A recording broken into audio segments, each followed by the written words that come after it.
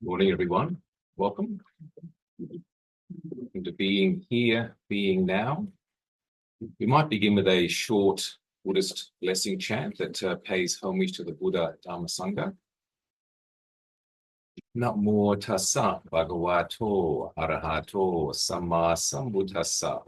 Namo tassa bhagavato arahato samma sambuddhassa. Namo tassa bhagavato arahato samma sambuddhassa. Buddhang dhammang sanghang namasami. So welcome to this day, being here, this place, Ratnagiri Retreat on this Sunday. It's great to see many familiar faces and also some new faces as well. As I mentioned just previously, this retreat with this particular theme, Meditations, Reflections on Beginnings and Endings, was to be the retreat ending the year, last year. But with the rain, the weather event that happened, we lost power to the house. So I thought, okay, we'll need to cancel the retreat. No power, no running water, no air conditioning, even though even today I've got the air conditioning blowing, but it's not working, hence the fans. So I thought a good way to begin the year in terms of our first retreat for the year, a retreat about also beginnings and endings. Given the last year has ended, we've now begun this new year. So a very pertinent, poignant, important topic to reflect upon. But before we get into reflecting upon the particular theme, just in terms of setting up our day, setting up our mindset for the day. So being on retreat is something special. Retreat is in many ways a movement away, a stepping back, retreating from something. And what we're stepping away from is maybe our usual habits on a Sunday, a usual place to be on a Sunday, which may be at home. Or it might be Bunnings, or it might be a family sort of barbecue or something. But a movement away to come back to a different place. Certainly being here. Brendan, change the at the back, the dial. Yeah. Is it lowest? Oh no, that's better. Was it going on? All good. See how we go. So retreating from our normal space and being here for the day. So really valuing the environment here. So lots of nature, lots of plants to connect into, some sort of green. As a saying, feel blue, touch green. So if you're feeling a bit low, connect to green, connect to the plants, something perennial, which also the plants display change, which is certainly what we're looking into today, change. Many of the plants are starting to show the ending of summer. So we'll be moving towards autumn in a couple of weeks. So just enjoying and savoring and sensing, coming to your senses in a sense, both literally and metaphorically in being here. But more than that, a retreat has to be psychological, because we can spend a day, a weekend, a week or longer in a retreat environment, but our mind can still be caught up in the world. So we haven't really psychologically, psycho-spiritually retreated. So the real retreat is a movement of the mind away from the ways of the world. Worldliness, being caught up in worldly issues, sort of mundane issues, and certainly in a Buddhist context, the ways of the world that revolve around desire, greed, clinging, craving, wanting, anger, upset, distress, and also confusion, delusion, ignorance. So moving the mind away from greed, anger, ignorance, allowing the mind to become more open, receptive, attentive to generosity, kindness, wisdom, the opposite of greed, anger, ignorance. So in that sense, our retreat today is something that's not just retreating from home to be here, but a psychological movement within to maybe even sense and feel a deeper domain of your being that is there, always there, but often missed out upon because we get caught up in the superficiality of life. So the issues and concerns that are maybe right in front of us, but maybe not as important as what's within us. So that this day becomes that possibility to feel into something more fundamental, perennial, profound even. And then to take that awareness, that understanding, that feeling into your life beyond being here. That sense of maybe even a spiritual awareness, a wisdom, a type of sacredness or divinity, even a holiness, something again beyond just material, mundane activities and happenings. And also that also is a sense of transcending beginnings and endings. Transcending beginnings and endings to that sort of profound, perennial, ongoing suchness, let's say, that is the essence of most religious traditions, surface level, Buddhism, Christianity, Judaism, Islam, whatever else. But behind that is a sense of something that is beyond time, beyond place, beyond the personal, the transpersonal. And that's what we're looking to maybe get a sense of today. And then to be able to then see and view our regular, ordinary, mundane lives from that deeper awareness, from that more profound understanding. So that that will beget great worth for how we spend this day.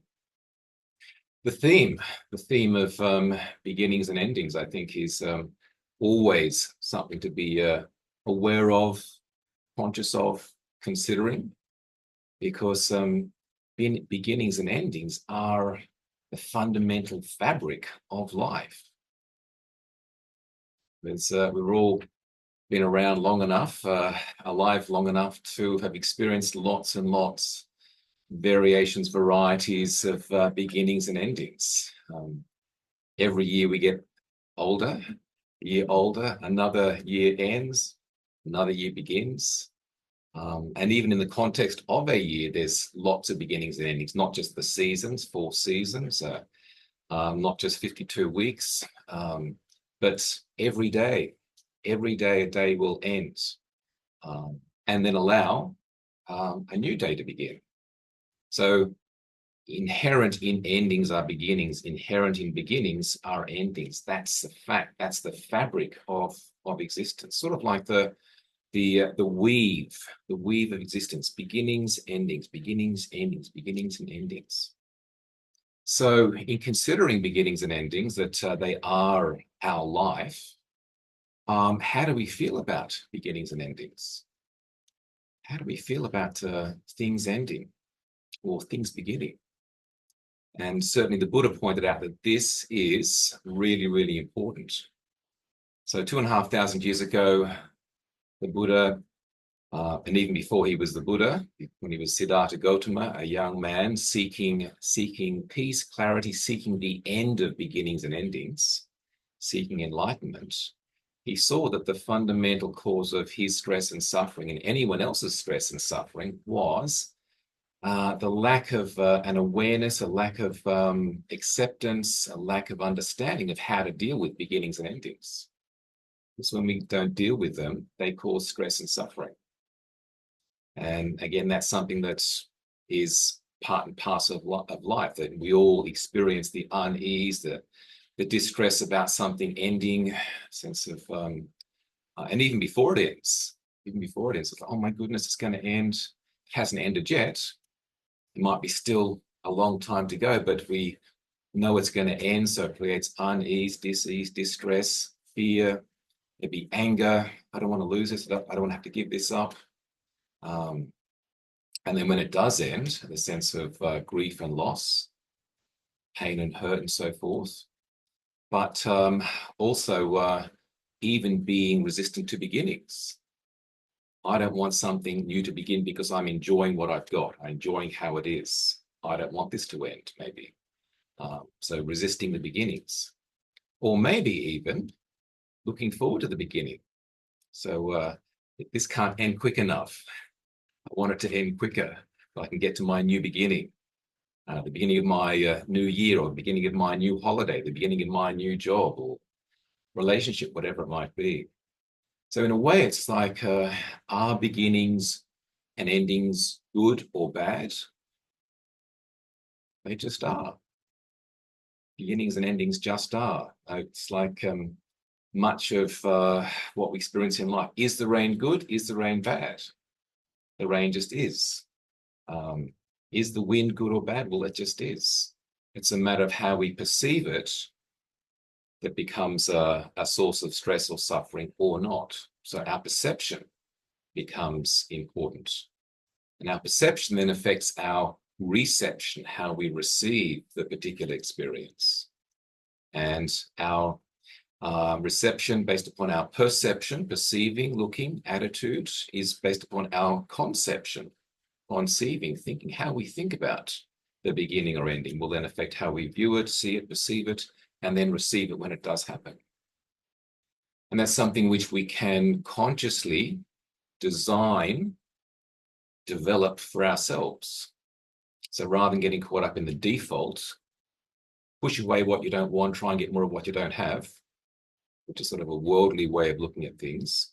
Design a wise way of thinking and then perceiving and then receiving the experience of beginnings and endings.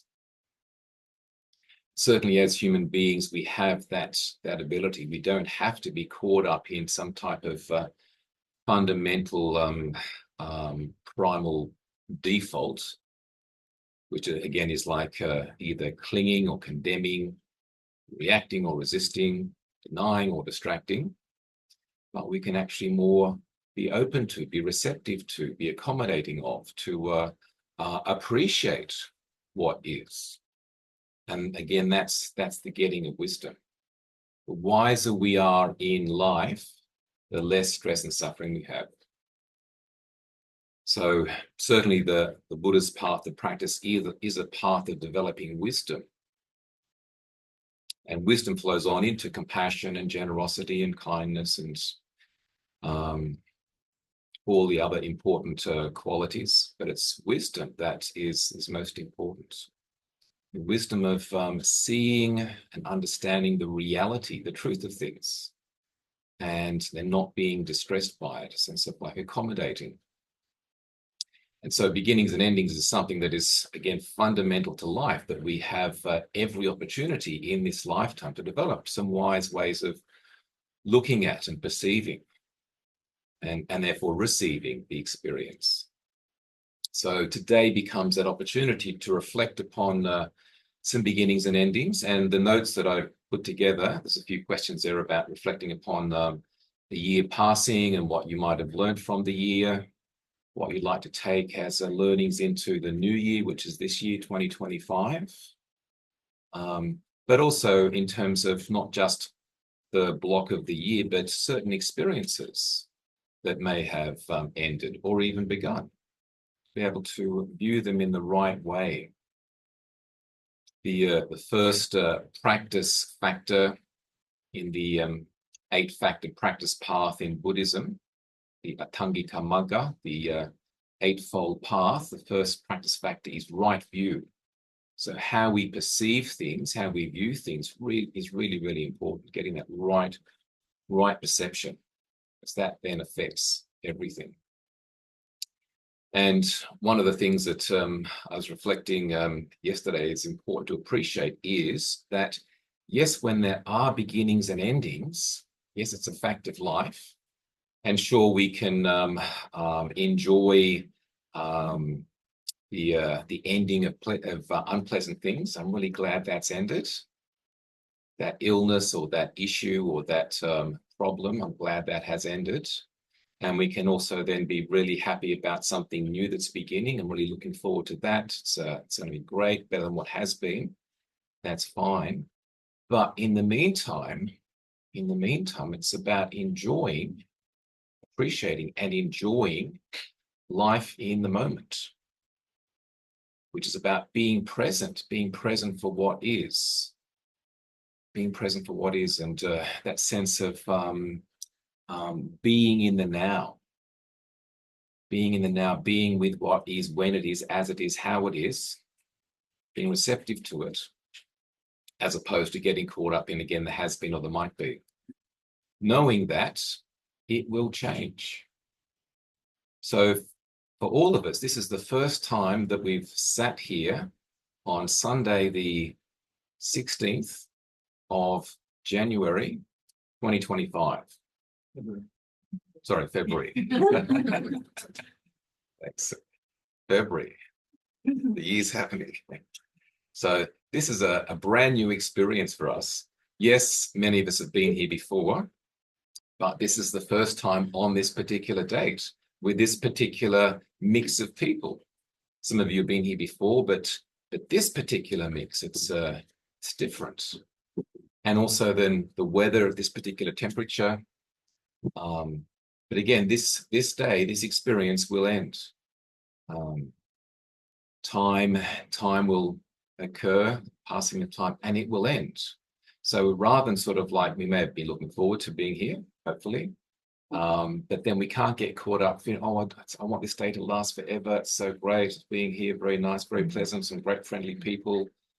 I don't want it to end. And then we spend the time with a sense of unease and unsettled and fear, which then becomes our experience of the day. How did you feel about the day? Well, I just didn't want it to end. I was sort of uneasy because it was going to end. It's like, no, that's the wrong way to experience the day. It's about relaxing into the day, being present for what is, knowing that it will end. And whether it's a day, whether it's a weekend, whether it's a week, whether it's a season, that summer's going to end in a couple of weeks, whether it's this year, it's going to end in 40-odd weeks, or even our life will end. There's a book, I think it's called something like, is it 4,000 weeks? Anyone read the book? 4,000 weeks. So that's the average life is 4,000 weeks. That's all we've got. Some people less, some people more, but 4,000 weeks. It's to be about the age of 80. So it's like, oh gosh, how many weeks have I gone through already? I'm over the halfway mark, if I get to 4,000 weeks even. So it's about appreciating and enjoying the experience of the moment whilst we have it. And that's where our mindfulness comes in. Being present for what is, not getting caught up in the has been, might be here now, which is Eckhart Tolle's great book, The Power of Now. Write a book about the reality of being in the present moment and become a millionaire. Bestseller. Fantastic. Because that's what we need to hear. Because we get so caught up in the has been, worrying about or expecting or wishing or wanting or fantasizing about the might be, and missing out on life now. So meditation very much is practicing being here now. Being here for this in-breath, being here for this out-breath, being here for this in-breath, being here for this out-breath, knowing that each breath only lasts a short time. So being aware of it. And that becomes like the attitude and approach to an hour. Be here for this hour because it won't last. Be here for this day. It won't last. This night, this weekend, this week, this month, this season, this year, this decade, this life. So a really important reminder to experience life more fully, more completely. And again, the meditation helps us to actualize that. So what we're developing in the moment-to-moment awareness of the breath, it becomes translated into how we then experience the moments of life. Whether it's sitting with a friend, sitting by oneself, talking to one's dog, being alone, being in a group with a group of people, being there to sort of savor and experience that experience. Making it special. And that we can also see as living our life well, as opposed to sort of living our life days ahead of ourselves. on the run, automatic pilot. So it's like, okay, be here now. That's what the practice is. And in that, we can also then see as well how things do change.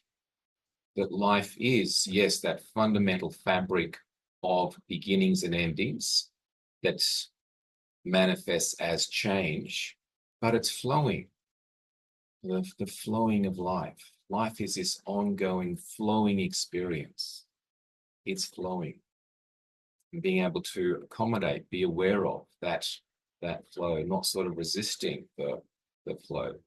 Stress and suffering comes from resisting. Also, to add into this appreciation that the thing that Siddhartha, before enlightenment and then coming the Buddha, that sense of seeing that everything's changing, that there's beginnings, there's endings, there's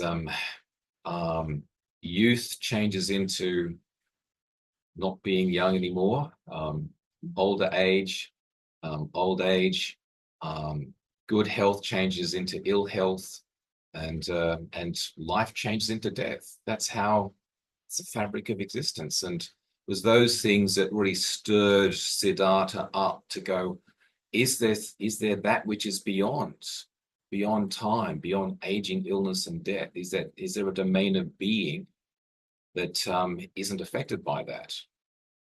And that was his motivation. And through deep, profound meditation, the mind moving beyond being caught up in things, being caught up in thoughts, being caught up in personalizing and selfing, creating a sense of identity and self. I want, I don't like, I'm going to, I did, all of that. The mind knowing a sense of profound present moment experience, deep meditation, which is called jhana, absorption meditation. You realize that there was that domain of being that became possible. And through his mind letting go of holding on to things, became fully enlightened. So on one level, there is the appreciation of realizing enlightenment and therefore being beyond the stress of beginnings and endings. So the mind's not clinging, craving, pushing, reacting, resisting. But then also once a person that's fully enlightened dies, the body dies, then the mind doesn't get reborn back into this whole cycle of beginnings and endings again. There's a sense of the mind dissipating into the everything, let's say, that which is the ineffable, sort of undescribable, timeless, boundless, unoriginated, uncreated, undying, nirvana. So nirvana is one word. Other traditions and religion may have different words for that, such as God or the kingdom of heaven or whatever. Atman or self with a capital S, Krishna consciousness. But that sense of the limitation, the separation, the ego identity dissolves, and there is that sense of openness, enlightened knowing. And that again becomes possible for all of us in this very lifetime, transcending being identified with the things that are time bound. I used to think that I was my hair. I had lovely blonde hair. Used to be a surfer, and in the Sutherland Shire of Sydney, go to Cronulla Beach with my surfboard, leave a bit of the salt water in the hair for a few days. It sort of looks like the surfy sort of, but then it fell out. Shave the rest off. So this being identified with these things that are in time is stress and suffering. And that's again what the Buddha saw. So a lot of the Buddha's teachings, a 2,500-year-old philosophical approach or look at life, and through that developing a psychology and a way of practice to help people to see and not be caught up in identifying with, as or through, things that are time bound. Because that's where there's going to be stress and suffering. Whether it's being a certain age. I used to be 50. Now I entered the next decade. roles, jobs that we sort of have, even changing your job role within a workplace, or even changing the workplace, or even retiring from that. I'm no longer one of those. So because retirement, or being a parent, the kids leave home, and yes, you're always a parent, but not parenting as much. And maybe children say, stop parenting me. I'm already 45. So that sense of change, and life is full of all those changes, and very easily the sense of identity and self wants to become identified with these things. Why? Because the self isn't anything in particular apart from a mental process of identification. The self is just this mental process of identification with something or other. Even being identified with a country, then the country changes the name. Thailand used to be Siam. Sri Lanka used to be Ceylon, and so forth. Or even boundaries change, so that my partner Hannah, she's from Austria, and she said that Austria used to be a huge landmass, and then it got sort of cut up and divided off, and so that if we're identified with certain things, it becomes a problem. So being aware of where the mind wants to identify with something, as something, through something, but that something will be a source of stress and suffering when it changes. So the Buddha's teachings are about being aware of the fundamental fact of change. He said, Sabbe Sankhara Anicca. Sabbe, all, Sankhara, phenomena, conditioned things. Anicca, change. So all things are subject to change. All conditioned things are subject to change. And also, Sabbe Sankhara Dukkha. All conditioned things are a source of stress and suffering because they change. So in that, we have the awareness for insight to go, okay, well, can I just accept change? It is what it is. How I perceive it will affect how I then feel about things. So let's perceive it in a correct, direct, objective, wise way, and flow with that, and not become identified with these things that will change in time. If anything, be identified with awareness, just watching, noticing. But even that can be problematic. I'm aware. What happens if you're not aware? I'm asleep. So, but certainly that awareness that can watch and know and flow with the experience of things. So our day-to-day is a day of being mindful, being meditative, being reflective, and maybe some of the questions on the notes can be helpful as points of reflection.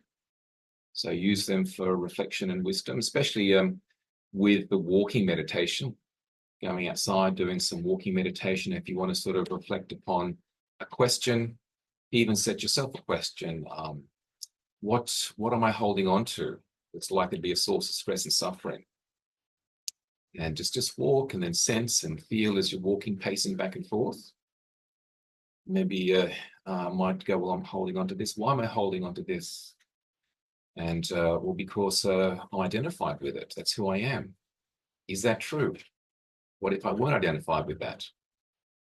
So some wise reflection that then can beget some insight and wisdom, as well as just practicing being in the present moment. You know that great insight and enlightenment can come from simply noticing an in-breath, noticing an out-breath, noticing an in-breath, noticing an out-breath. Disidentifying from being a meditator, I'm a meditator. Even disidentifying from being, I'm aware of the breath. There's just awareness itself. Not I am aware, there's just the faculty, mental faculty of awareness, no self. And often when that happens, there can be profound peace, because self, the construct of self, isn't happening. And therefore, it's only self that suffers. When there's just awareness, awareness doesn't suffer. Awareness is just aware. It's like a light. A light can shine on something wonderful, not be attached to it, can shine on something horrible, not be affected by it. So the mind, like a light that just shines on, shows up what is and isn't affected by what it's shining on. That also then becomes a possibility. So this day is ours to have, to experience, to use our time in a mindful, meditative way.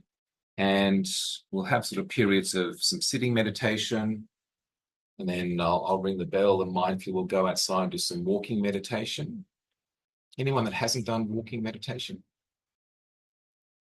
A couple of people. Okay, so with walking meditation, pretty much the same as sitting meditation. Sitting, we're focusing on the breath. Walking, we're focusing on the movement. We slow the movement down. We might walk about the 10, 15 paces, just slowly, and being aware of feeling the movement, lifting, moving, placing, lifting, moving, placing, lifting, moving, placing. Eyes open, looking down about 2 meters ahead. And a path which could be along here, at the side here, out the other side, down the driveway in the car park. So a place where someone else isn't going across your sort of walking space. And when you get to the end of the 10, 15 paces, stop, checking where your attention is. If you have been thinking about something, up, let go, stop, stand, breathe, mindfully turn around, and mindfully walk back again. Just check, where's my mind? Up to in the present moment. Okay, mindfully turn, walk back again. So that's a way of developing mindfulness through motion. And then after that, coming back in, sitting down again. Often the mind's more settled, having had some walking. And again, looking down, even though it's nice to look out and go, oh, look at that plant, wow, look at that bird. But trying to be focused and not sort of distracted by things, at least during the walking meditation. You can have a tea break or lunch break to look around and so forth. And with those periods developing that momentum of mindfulness, and we might have a tea break around about 11:30 or so, and just a short one. Then have some questions discussion before lunchtime. Maybe lunch around about 12:30, about 45 minutes. A bit more meditation in the afternoon, and then a last meditation, which can be dedication of merit, dedicating the goodness, the wholesomeness, the good karma of our day to others that are important in our life. It's a way of sort of gifting and being generous with our good energy and wholesome karma. There's a toilet on the side there for both men and women. There's bananas. My partner Hannah cut them off the bunch this morning, so there's organic bananas out there, just in case you forgot your lunch. There's tea, coffee, and biscuits. Anything else? Any questions pertaining to the schedule or anything?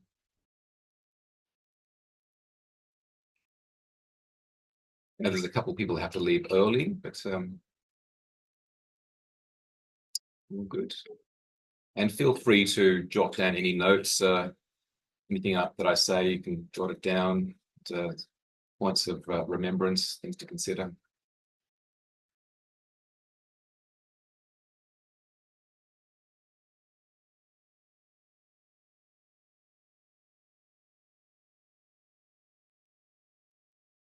So we are recording this session today, and there's also a few people that are connecting with us online, so we welcome them. They're in various places, including New Zealand. So we're sharing with people even outside this space here.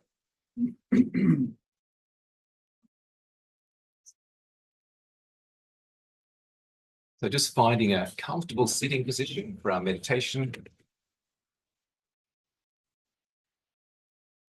Lining our body with some degree of symmetry, balance, poise, helping to enable an inner mindful presence.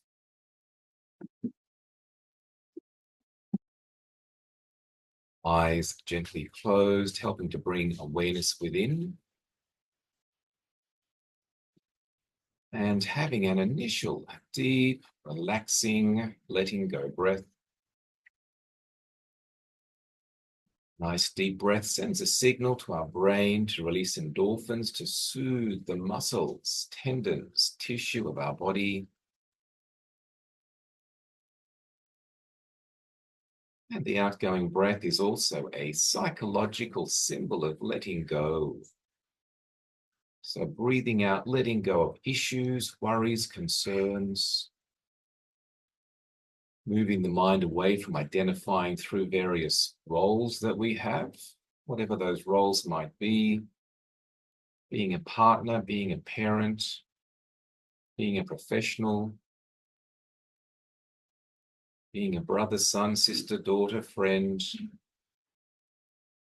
So bring the mind away from those roles, appreciating that roles come with responsibilities, obligations, duty, stress, and thinking. To not be engaging into those roles, we don't need to be caught up in thoughts. Thoughts about self or other. Thoughts about what has been, what might be.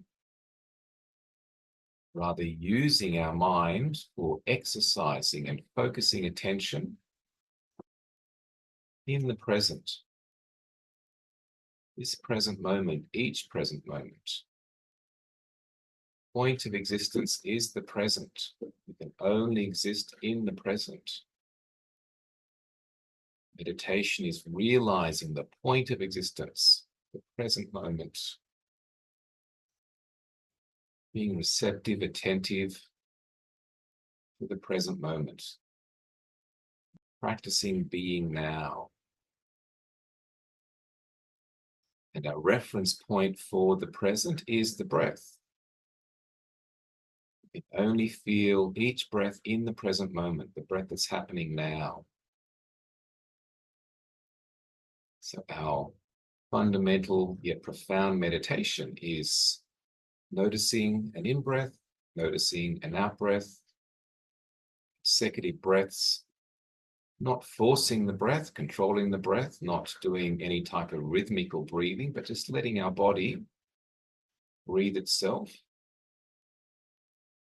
taking away the self-control aspect, letting the body breathe itself, and just noticing the breath wherever we feel it the most, which is most likely at the nose nostril area.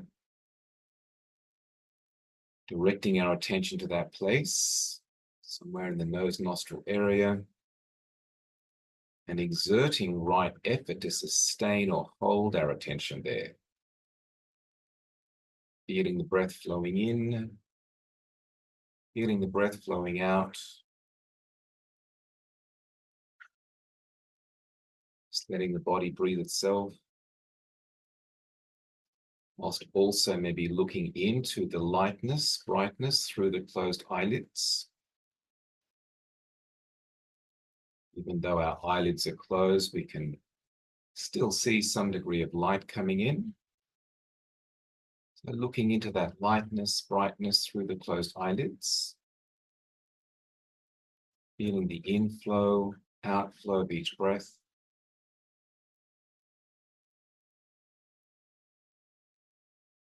If it's helpful to use a mental word in the mind, a mantra in conjunction with each in-out breath, helping to stop the mind being caught up in thinking, that can be a helpful thing.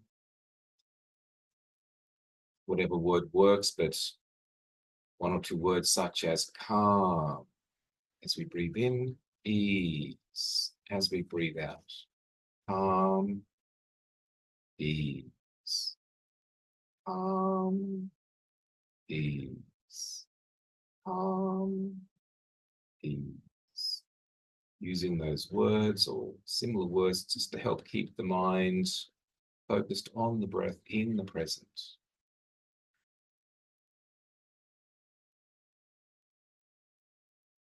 Feeling each breath, developing focus, mental collectedness, mental composure, concentration, and inner calm ease.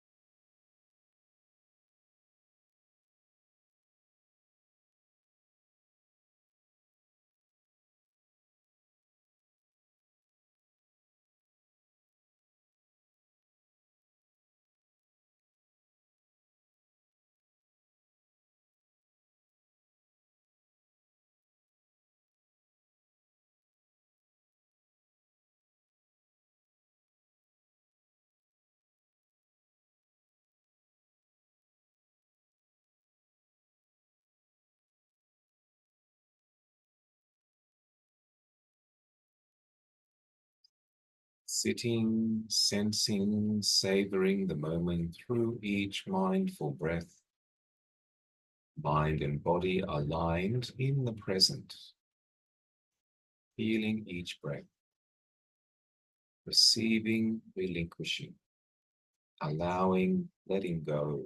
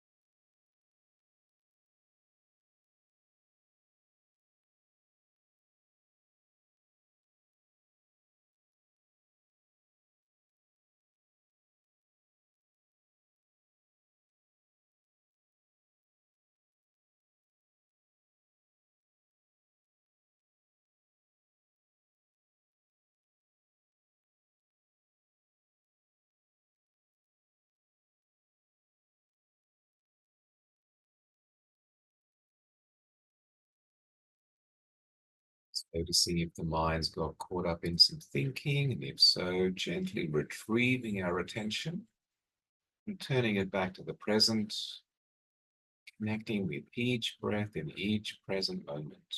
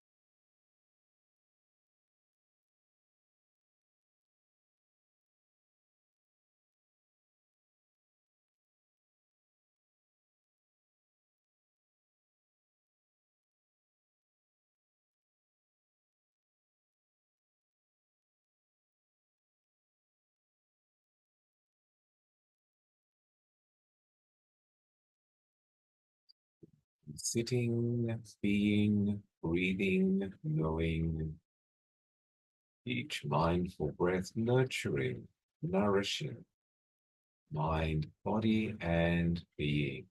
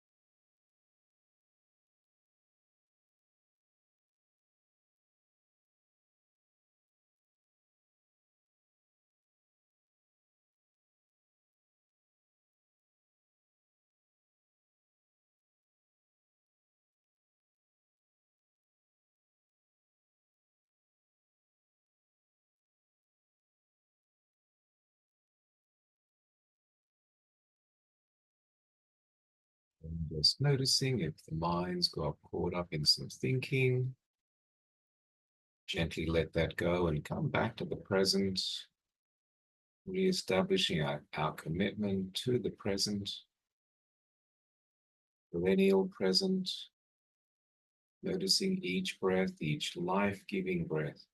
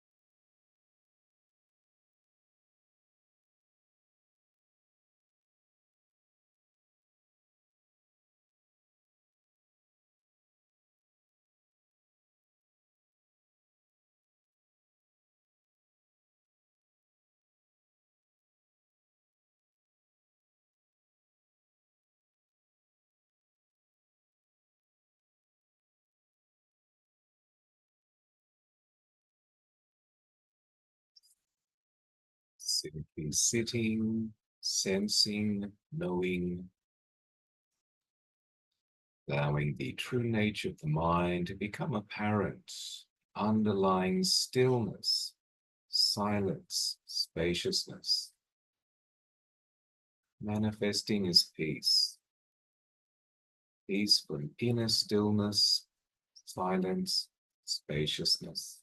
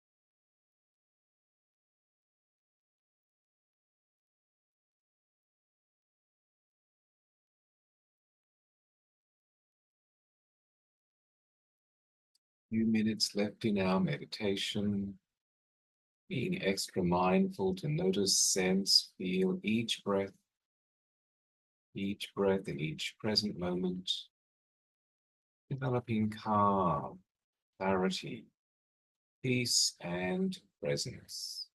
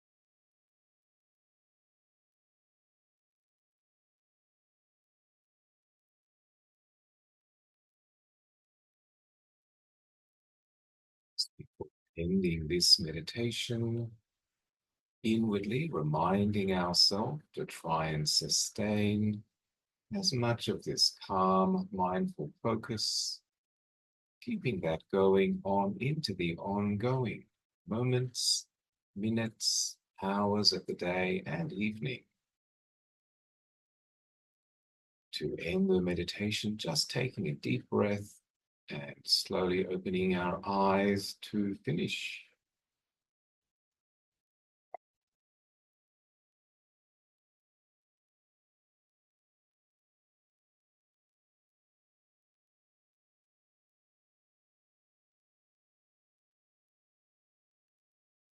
How do we feel now? Okay. Good. Better. We can maintain our mindfulness with some walking meditation. So we'll do some walking meditation for about 30 minutes till about 11:15. I'll be outside and I'll ring these chimes when it's time to come back in. When we come back in, we'll settle into the sitting meditation again. If you want to keep sitting, that's fine as well. Or if you want to come in early in the walking, go out for 5 minutes and come back in and sit down. Whatever works for you. But we'll certainly start a formal sitting again at about 11:15.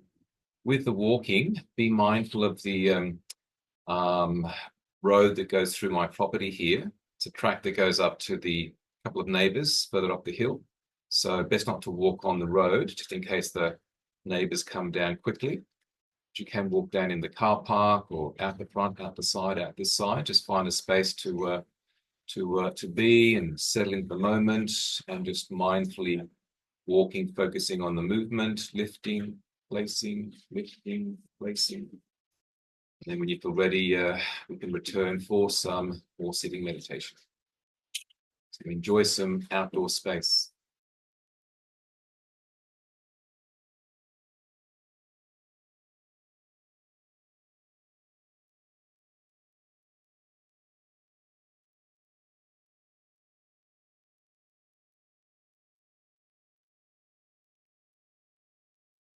So settling down into the moment again for our meditation,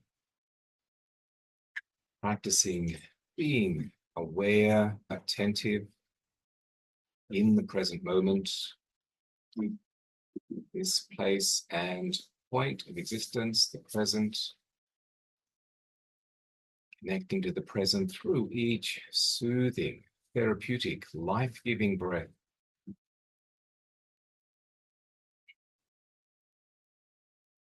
So having established a comfortable sitting position,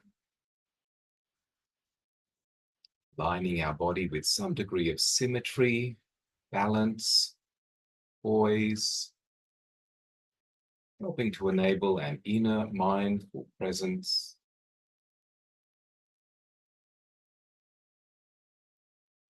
Eyes gently closed, helping to bring awareness within.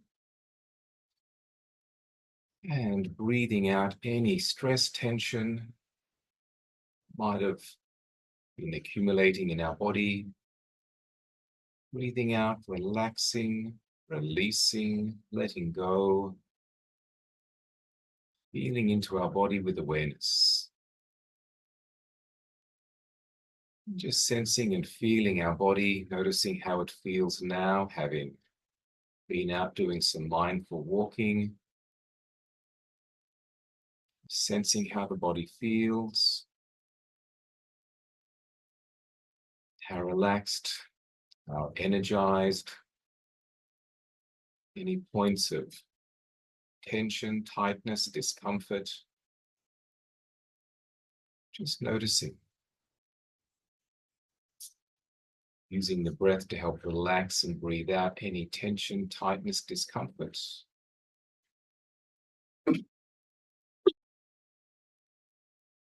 And noticing a few contact points of the body, maybe feeling our feet, connecting with the floor. Contact sensation, feet against the floor.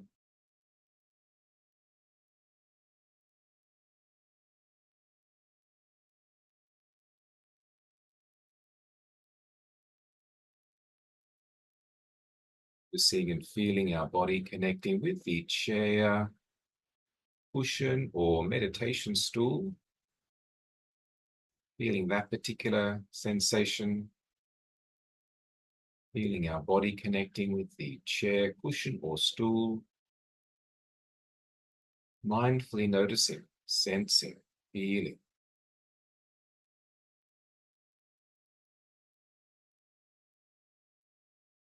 Even developing a neutral knowing, knowing without clinging or condemning, reacting or resisting, denying or distracting.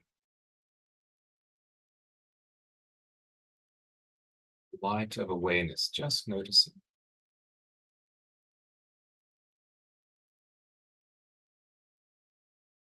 Seeing also the contact sensation of hands and fingers, whatever they're touching.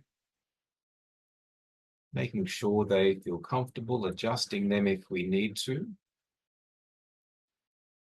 Maybe one hand touching the other in our lap. Maybe touching the fabric of our clothes, just sensing, feeling, noticing.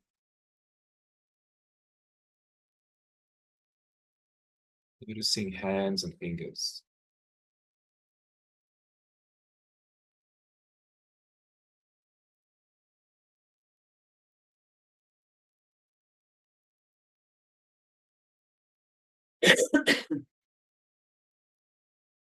And bringing our awareness up to our face, noticing our face. Sensations on our face, maybe even some tinglings within our face. Maybe even feeling the air connecting with our face, noticing our face. And again, just a neutral knowing, receptive, attentive, objective, neutral knowing.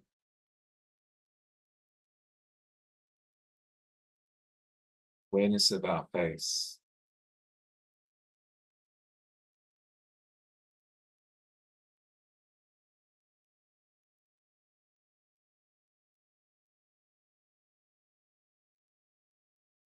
Also noticing the light coming in through the closed eyelids. Some degree of lightness, brightness, color, patterning, blankness. And even looking into that lightness, brightness, blankness through the closed eyelids. Forward focused gaze into the space in front through the closed eyelids. Looking into that lightness, brightness, blankness.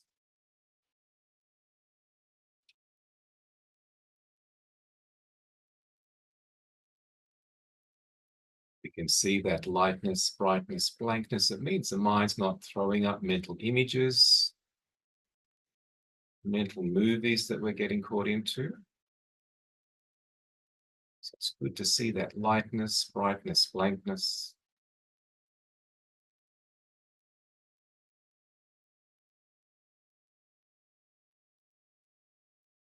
There's a few background sounds, but not being distracted or disturbed by them.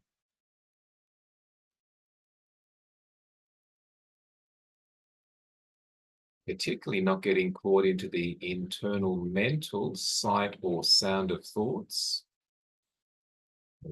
All thoughts occur as a mental image that we see, or a mental sound, voice that we hear.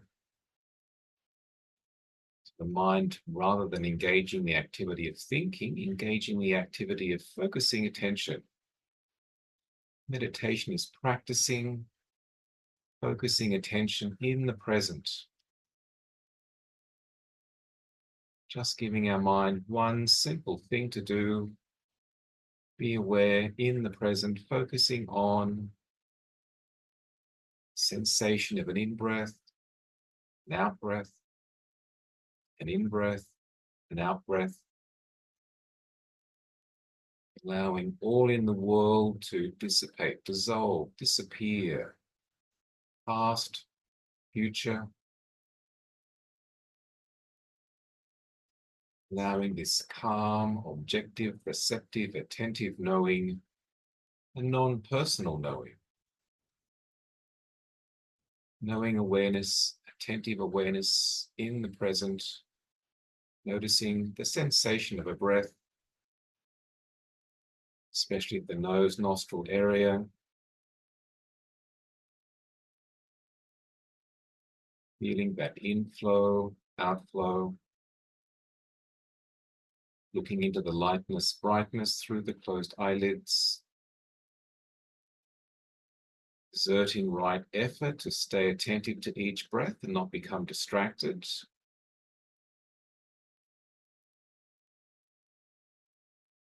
Becoming distracted or dull or drowsy. A calm alertness. Feeling each breath.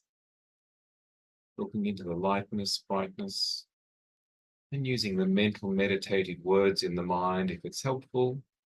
Helping to block the mind from thinking about other things. Calm on the in-breath, ease on the out-breath.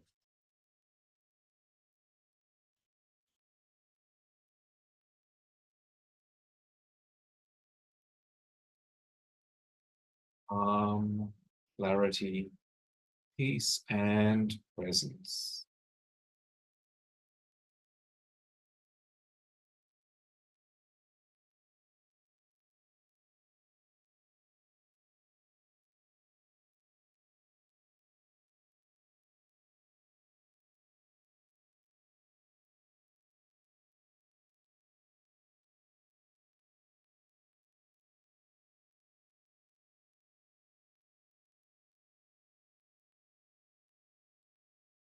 Sky-like nature of the mind to become apparent. Spacious, still and silent.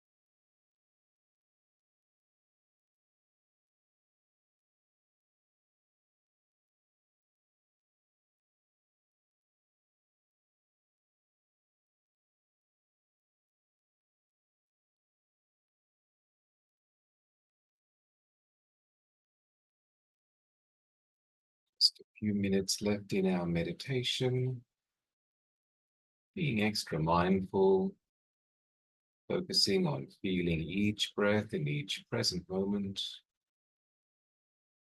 receiving, relinquishing, allowing, letting go, just noticing each breath, enabling some inner calm, clarity, peace, and presence.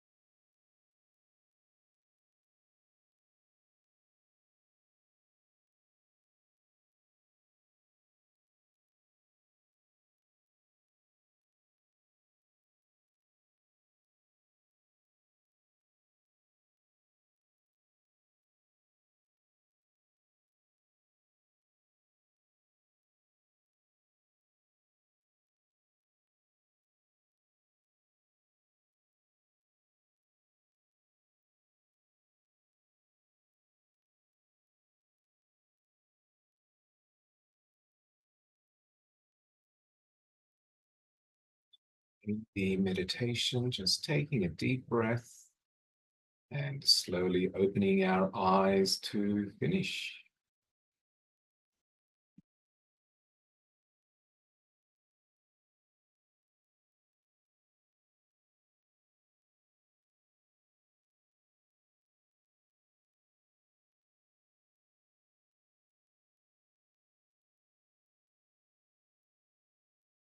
So we might just take a 15-minute tea break and then come back in and we'll have some further reflections and questions, discussion until about 12:30 or 1:45 for lunch. So feel free to take a stretch, have some cup of tea, banana, biscuit. Feel free to have some mindful chat outside, make a new friend.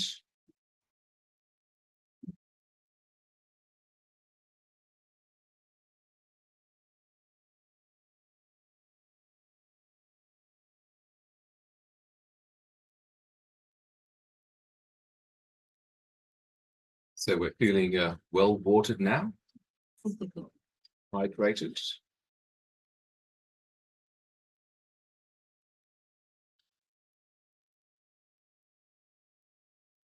There's a lovely verse by, or one of many verses, by the poet William Blake, who had a sense of reality, a sense of the reality of things, but also a wise approach to things as well. And one of my favorite verses of William Blake says, begins with he, but we'll change that to those that bind to themselves a joy, do the winged life destroy. But those that kiss the joy as it flies, live in eternity's sunrise. So the problem is binding oneself to a joy and then destroying the winged life of the joy. So letting things flow, letting the joy flow, and things certainly do flow, but they flow in and they flow out. They come and they go. They rise and they pass. They begin and they end. And that's in many ways what we're looking at, the arising and passing of all things. As the Buddha said, all things, all conditioned things arise and pass. And then we'll, is that good? Is it bad? No, it just is. It is how it is. Things arise according to causes and conditions.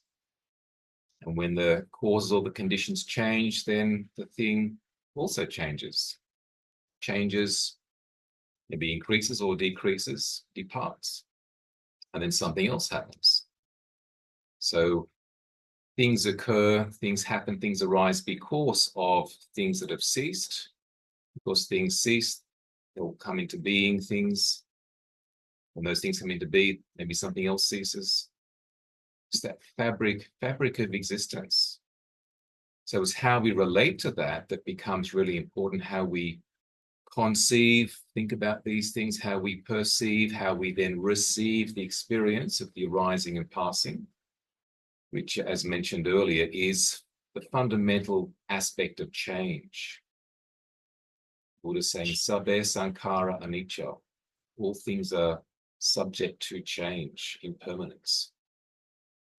So in that, it's about being mindful of change, and the problem happens, or let's say the unease or the distress or the suffering happens when we bind ourselves to that which is changing, when we're clinging. And certainly the Buddha saw that grasping, clinging, holding, binding, that's the source of our suffering, not the fact that things change. It's the holding on to. So in that, it's not about denying oneself of pleasant things. Don't experience anything that's going to change because it's going to cause you suffering. No, you experience things, but allow them to change. Don't hold on to them. Let them flow, let them fly. And maybe even when something does change, which may have been something nice and pleasant, but maybe even something better occurs afterwards, which certainly I found that the case. Sometimes something that I want, something that I maybe even have, it changes or goes or breaks or gets stolen even, but then something better comes along. And maybe something better or different wouldn't have come along if the other thing remained. Sometimes there's a blessing in the blight. And it's about just being open to that mystery of things. Okay, so why is this happening? Why is something changed? Sometimes we can know directly why, sometimes not. Sometimes it's about, okay, just flow with this. And then down the track, something better happens, we get led off in some other direction that's even more worthwhile. Part of the mystery of things. And that can even be something that happens years later. Why did that thing happen 10 years ago? You see, well, it happened because it had to lead to that, to get involved with that, for that to happen, to then meet this person, which has been wonderful. 10 years down the track, sort of a cause effect dynamic that's occurred. Might have taken a bit of time, but that's okay as well. Patience. So the Buddha saw that the four truths of stress and suffering, which he put forward as a whole sort of a thesis, a philosophical thesis on the human condition, why we suffer, that there is stress and suffering in life. There is a cause to our stress and suffering. There can be the complete ending of our stress and suffering. And there's a practice path that leads to the ending of our stress and suffering. So this is called the Four Noble Truths. Noble in the sense that they were put together by a fully enlightened, noble saint being, the Buddha, and also that they lead to enlightenment. They lead to sainthood as well, if one realizes them completely. So yes, there is stress and suffering in life, mainly because things are changing, but the cause of that stress and suffering is clinging, grasping, holding on to. So if there's a letting go, there's the ending of the stress and suffering that comes from that clinging, grasping. And the way to that letting go is the practice path, which is the eightfold path in Buddhism, which I mentioned earlier, which is made up of these 8 factors on the chart. So engaging a right, healthy view, perspective on things, seeing things clearly, the right use of thought, skillful use of thought, the right, wholesome use of speech, also of actions, also of livelihood, how we engage a lot of our time in our life through our livelihood. Also putting in the right amount of effort, not too little, not too much, the right amount of effort, developing the right use of mindfulness, being mindful of the right things, and then also right concentration or meditation, which is developing the deeper meditation, samadhi, jhana. So this is the way to the ending of stress and suffering, the ending of clinging, holding, binding. My teacher, Ajahn Chah, there's a photo of him down the front here. He would say in Thai, Loi wang nit noi, mi kwam sangok nit noi. Loi wang mark, mi kwam sangok mark. Loi wang mark disut, mi kwam sangok mark disut. Which translates as, let go a little, have a little peace. Let go a lot, have a lot of peace. Let go completely, have complete peace. So it's obviously easy to say. The challenge is doing that. But we're more likely to be able to let go if we're aware that holding on is going to cause more stress, more angst, more unease, more fear, more frustration, more disappointment, more despair, more grief, so forth. And becomes our choice. We could hold on if we want to, but it's our choice then to have that degree of suffering. And it doesn't mean that what we're holding on to has to be pushed away, thrown away, discarded, but more just I have a relationship with it and accept it as it is. And when it changes, when it breaks, when it dies, when it walks away, when it's not functioning anymore, that's okay. That's okay. I'm very attached to my phone, which must be this phone here. Went into a Harvey Norman last week, looking at new phones. Just happened to be there, just having some phones. And I said, "Oh, this phone here, how old is it?" Because I can't remember when I got it. And they looked at it, "Oh gosh, that's such an old phone." Of course. I think it's about 5 years old. That's so old. And I held on to my previous one until I wouldn't do any more downloads for like updates and things. Phone's too old.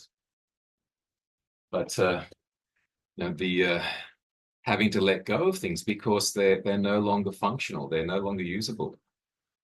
I've got a lovely cassette deck that actually when I was in the monastery, when I first ordained in the monastery in Wiseman's Ferry, I was there in 80.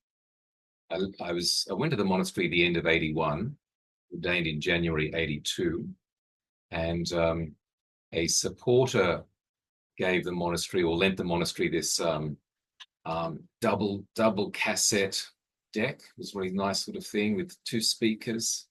So we listened to talks, recorded talks from well-known teachers on this, and she must have taken it back home sort of months later because she ended up giving it to me when I actually disrobed, being a monk. So I got this, was actually white to begin with, but it's gone a sort of a yellowy plastic color now. But I pulled it out because I wanted to play some old cassettes of Dharma teachings that I've got.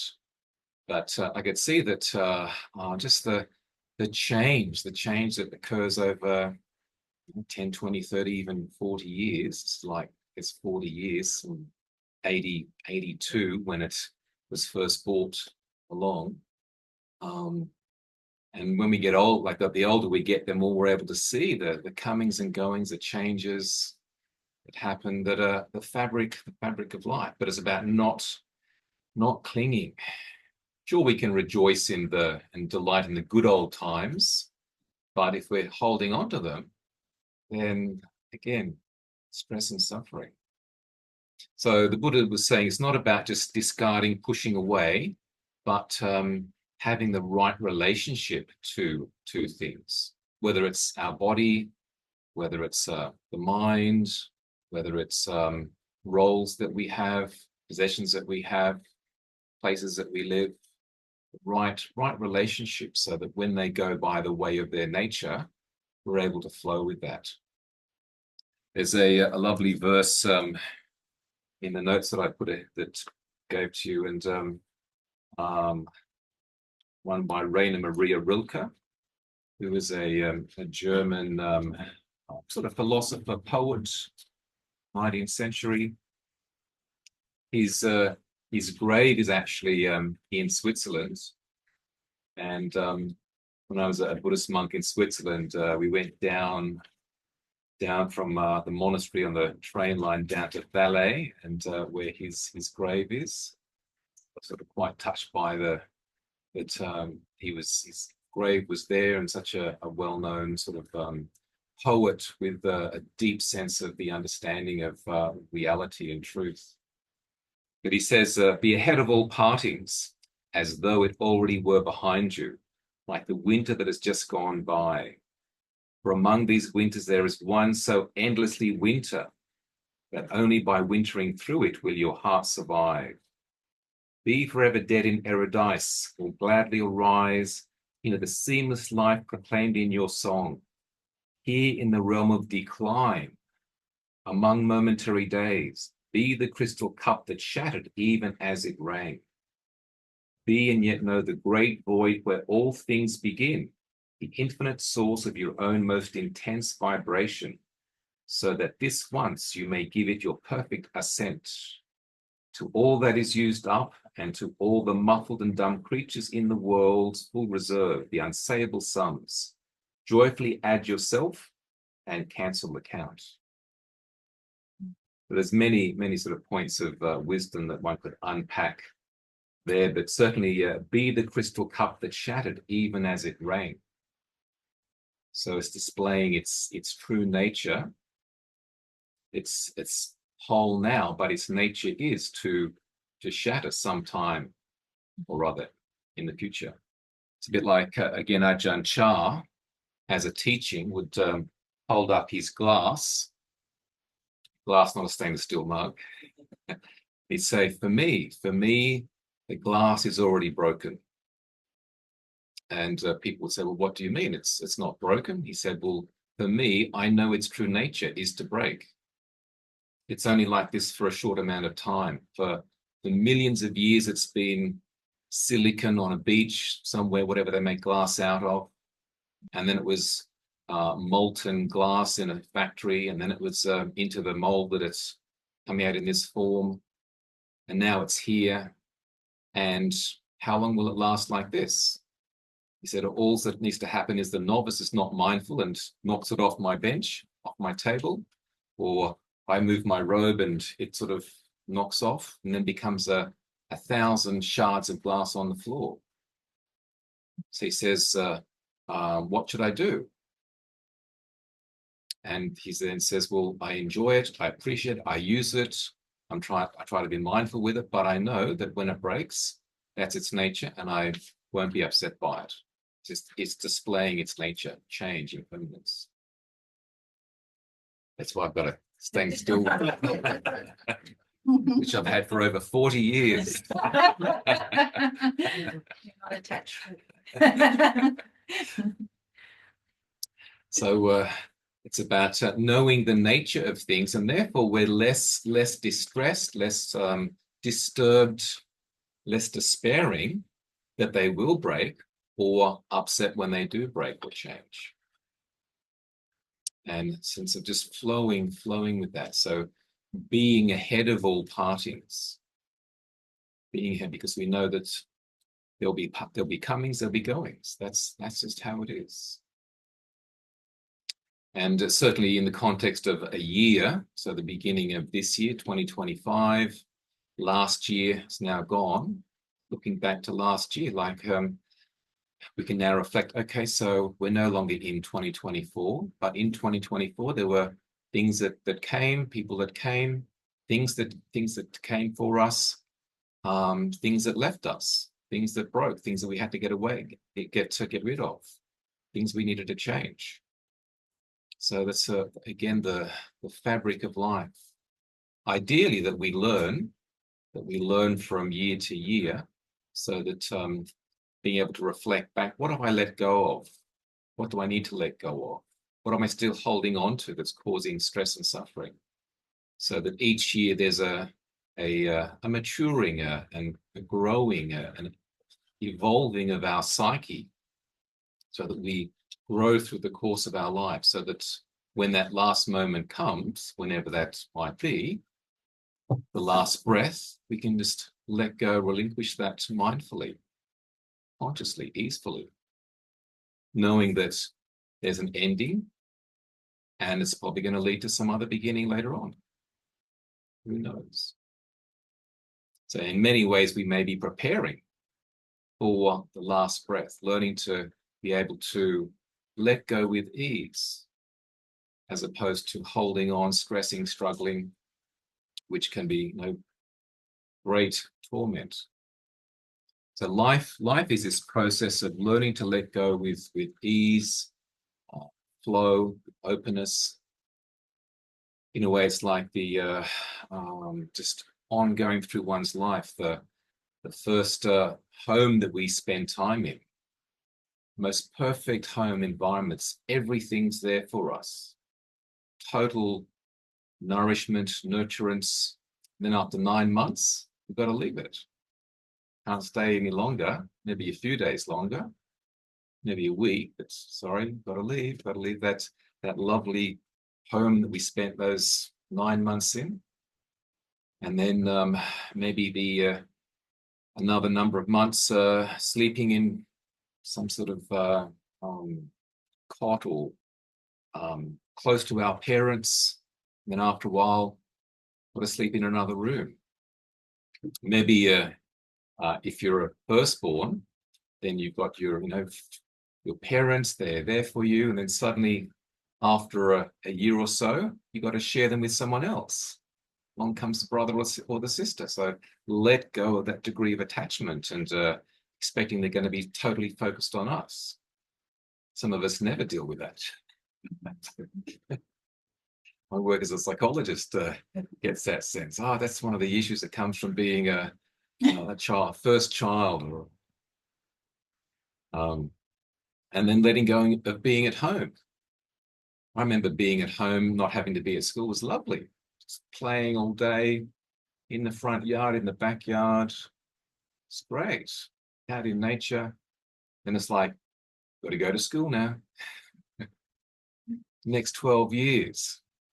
So the infants, primary, big school, and then leaving school.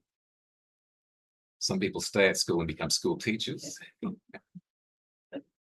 And for me, off to the monastery. And then so spending 11 years in the monastery, which I thought I was going to be there forever. But after 11 years, I felt, well, do I need to be here?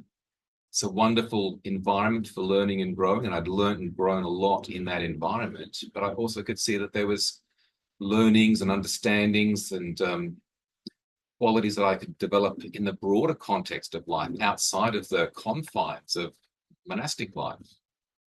And so feeling within it, just felt the next space is outside of the monastery, outside of these limitations, in the broader arena of mainstream life, to use the learnings of monastic life in that bigger world environment. And so leaving monastic life and studying, leaving university, various jobs that I had, developing my own private practice psychology, being in Sydney for many years. Had a lovely place in Sydney with my partner, and it was great. But then deciding to be up here, leaving Sydney, leaving the meditation groups I had there, and people that I got to know for many years, coming up here, being here. And one day, certainly I know one day I'm going to need to leave here as well, which is fundamentally leaving this body. So this ongoing process of letting go.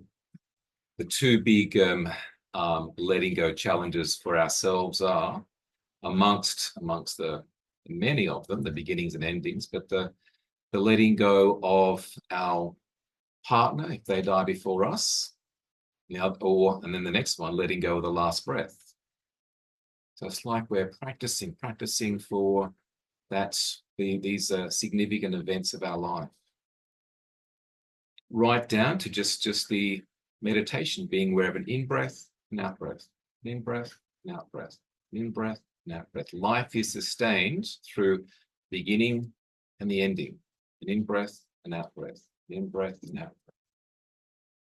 So having a sense of joy in that, flow in that, and also seeing where it can lead to the motivation for liberation, motivation for enlightenment, being beyond all beginnings and endings, ultimate peace.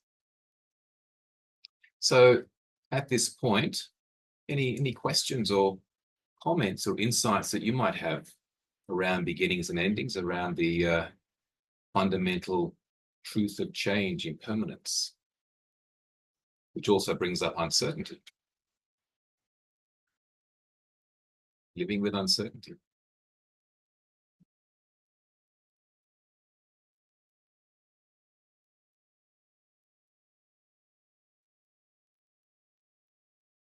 I think it's interesting how you can think, oh, that was a small thing, or that you let go of it, you've dealt with it, and then maybe at a quiet time in the middle of the night or wherever, the mind really hooks into this thing and ruminating and ruminating. Yeah. So what does that mean? Well, that's what I wonder, is that then just simply, I mean, what I've used is to say, oh, thinking, just thinking, or does that mean that I do need to attend to that a little bit further? Is that the right? And maybe we haven't completely let go. Maybe we let go a little, or maybe we let go at that time, but we might have even just got back into clinging. Let go, but the mind's sort of back into holding on again. But it's good to be able to notice it. See how that's come up. Particularly, as you say, Isabel, in the middle of the night, where there's a sense of being a bit more vulnerable. And so that some of the stuff can come up, whether it comes up as a dream or you're in a half sleep state, comes up and overwhelms. But generally, it's to do with sense of self wanting to identify with something, or that was me, or maybe that is me, or that's mine, and how could they do that, and whatever it might be, to do with self, ego, I.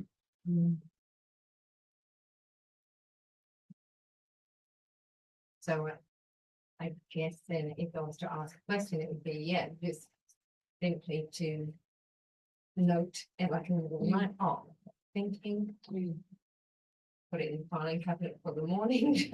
Yeah. Deal with, Yeah, it's not good to be trying to psychoanalyze oneself in the middle of the night. Best to sort of say, that's noted, and maybe I need to reflect upon that tomorrow. At a right time. Not when you're supposed to be working. Designated time for some conscious consideration time for reflection.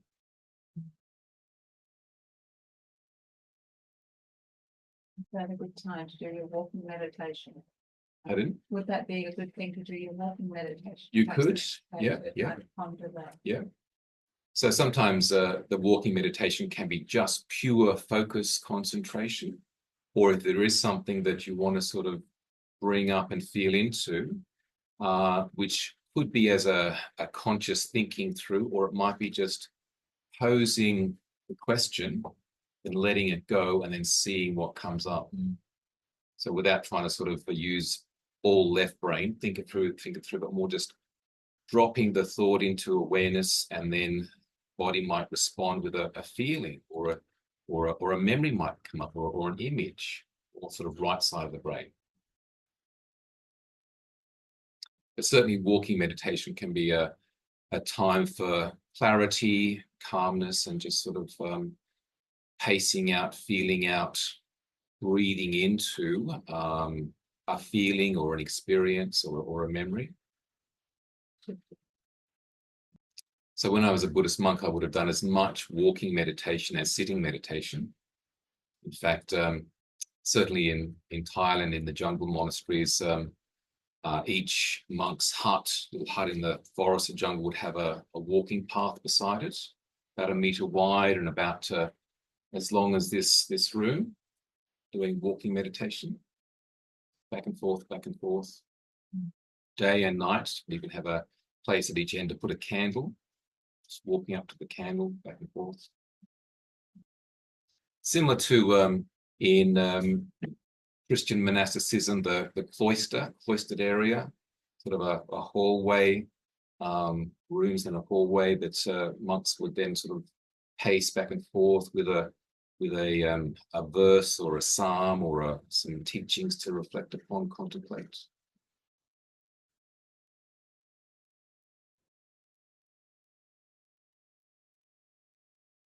Even asking a question, even if there's a sensible no need to ask a question, but you go, no, I'm going to ask a question just to see what comes up. How do I feel about that ending?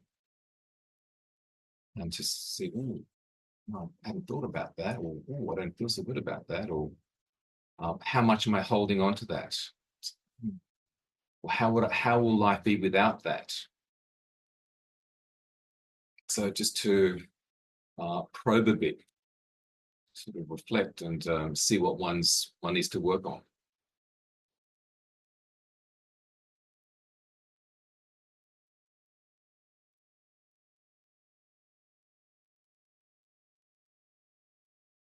Are there specific questions that have been maybe the Buddha suggested?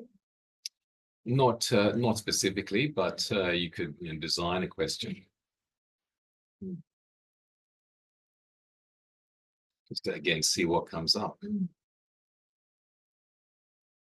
How do I feel about being 90? I was actually just thinking about,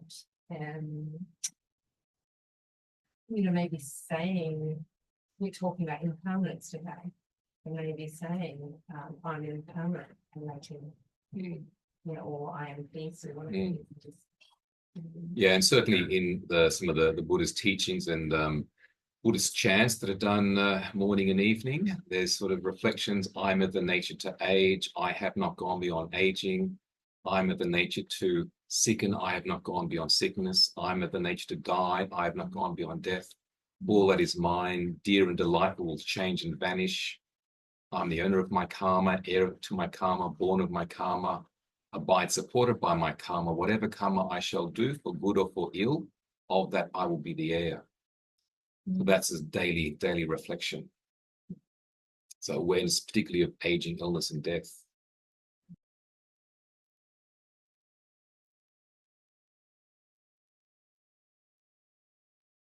So did anyone have any significant beginnings or endings this last year that you feel comfortable sharing? Dina? Yes, I was diagnosed with cancer last year. Mm. So I went through that process, and that was a beginning and an end, all within a year. Right. Yeah. So That's the good. goodness of my meditation, I say. Yes, Yeah. yes. And there was difficult times when I felt like my life force was getting, sucked out of me. And that was hard to keep very focused. Yeah. Present. That was very challenging at times. Yeah, it's difficult to even if you've been practicing mindfulness for a long time, it's difficult to be mindful if there's less or low energy. Because even mindfulness requires the energy of attention. Yes. If the energy isn't there, it's quite difficult. Yes. Was. But good then I that you, saw that. good that you'd been doing all the practice the years before, though. Yes. Absolutely. So in a way, our meditation, it's yes, it's practicing for this moment, but also it's helping to develop mental clarity, mental strength, resilience, the ability to see things clearly, to let go for what may be happening down the track as well. So very, very helpful. And certainly there's some things that we hope will end, like the ending of an illness, the beginning of better health. So all these things but again, it's our relationship to these things that's important, and not getting caught up in the clinging or the condemning, the reacting or the resisting, denying or distracting from what is. More that mindful, conscious, knowing awareness.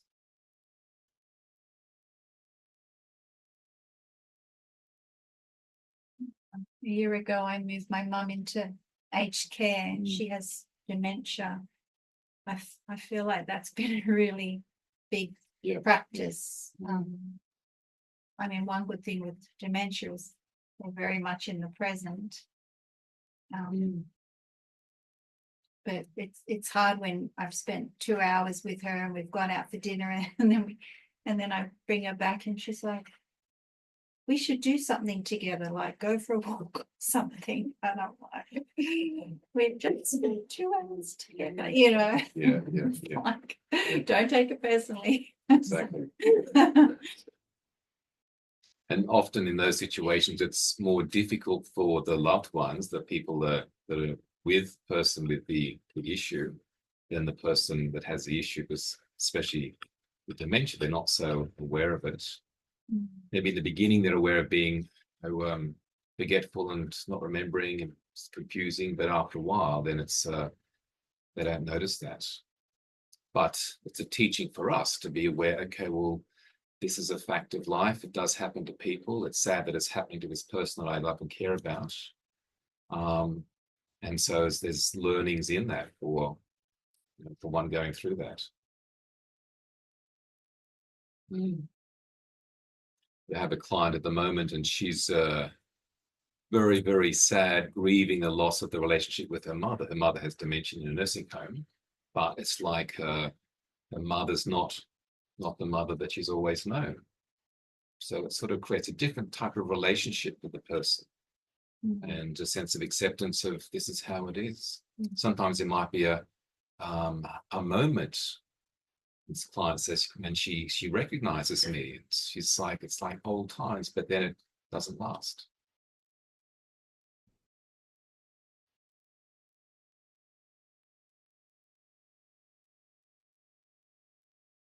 There's always going to be some sort of longing that comes up in those moments. Like Some sort of longing, longing. yeah, for what was. For things to change, on a physical level, is it just a matter of noticing that over and over, and it will diminish?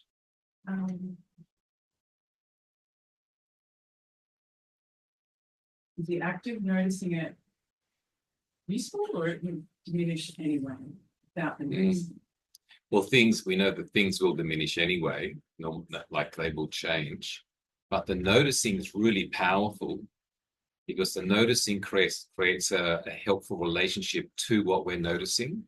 So the mind, rather than being sort of bound into or identified as the longing or as the grief, it's the mind becomes more aware of the grief, so relating to it rather than from it, and even noticing the grief or the longing or whatever the feeling is as a phenomena. So one's aware of this phenomena as opposed to so much being in it and overwhelmed by it, having a relationship with it, noticing it. And if you want to be a bit more analytical with it, you can notice, okay, so this is arising because of maybe thoughts or maybe a memory or something that's triggered this. And it's manifesting as a physical sensation. We can notice, is it hot, warm, cold, throbbing, piercing, tingling? Is it moving up? Is it moving down? Is it sort of expanding? So just noticing it as a phenomena. Is it changing? Is it increasing? Is it decreasing? So you're having this awareness of a relationship with it, acknowledging it, accepting it, being open to it, allowing it to be there and being aware of it, as opposed to, again, the clinging, condemning, and so forth. And also noticing the mindset. How is it affecting the mindset? What state of mind's happening now? And then also, what are the thoughts feeding that state of mind and fueling the feeling and fueling the sensation? So in a way, the 4 foundations of mindfulness can be applied to that. So mindfulness of body experience, felt experience, mental state, and mental content, as in the thinking.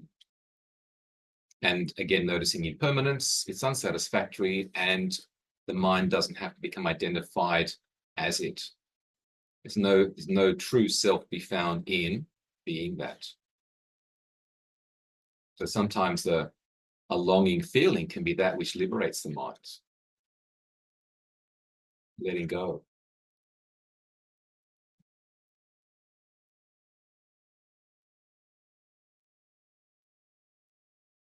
Shall we let go into some lunch? So let's have a mindful lunch, and either eat in here or outside. There's some plastic chairs on the other side to sit on. There's some wooden chairs in the other corner over there. Some benches out the side here. So enjoy a mindful meditative lunch. And we can meet back in about 45 minutes, say about, that'll be 1:30. I'll ring the bells to sort of resume for some more afternoon meditation, bit of walking meditation, and finishing at 3 o'clock. Good.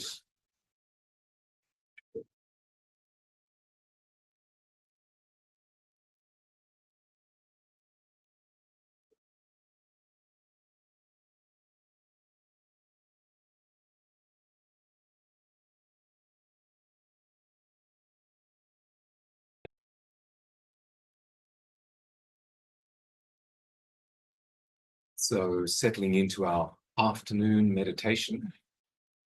So we'll do a 30-minute sitting meditation, then do some walking meditation, and come back in, and then we can bit of a debrief and any further questions, discussion before finishing up. Our challenge with the afternoon meditation is staying awake. But that depends upon how much you had to eat, how you slept last night, and how attentive you can be to the breath. But keep focused on each breath as if your life depends upon it, which it does really. So make the breath the most important thing. Give loving, caring attention to each breath, which is sustaining our life, and also giving alertness and aliveness and wakefulness to the mind. So settling into our meditation, having established our comfortable sitting position, aligning the body with some degree of symmetry, balance, poise, helping to enable an inner mindful presence. Our eyes gently closed, helping to bring awareness within, and breathing out any stress tension that may have been building in our body, and also letting go of any issues, worries, concerns, at least for the next while, bringing the mind away from roles, responsibilities, issues and concerns, allowing this fundamental calm, conscious knowing of the mind to become apparent. So again, this inner retreat, retreating from the ways of the world, concerns of self, finding that inner sanctuary, that inner domain of peace, simply being, awareness, that inner stillness, silence, and spaciousness of the mind, but with a calm alertness. So sensing and feeling the body sitting, just checking in on a few contact sensations, feeling our feet connecting with the floor,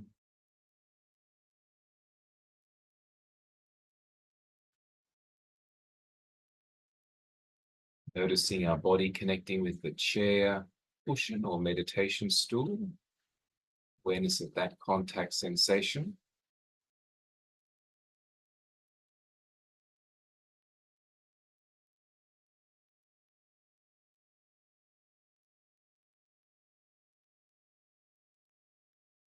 Feeling our hands resting in our lap and just noticing whatever they're touching, one hand against the other, maybe against the fabric of our clothes.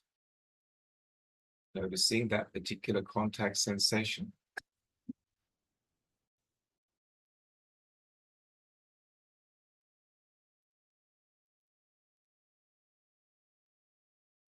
And bringing awareness up to our face, noticing our face, and even feeling the air connecting with our face. Sensations on our face, within our face.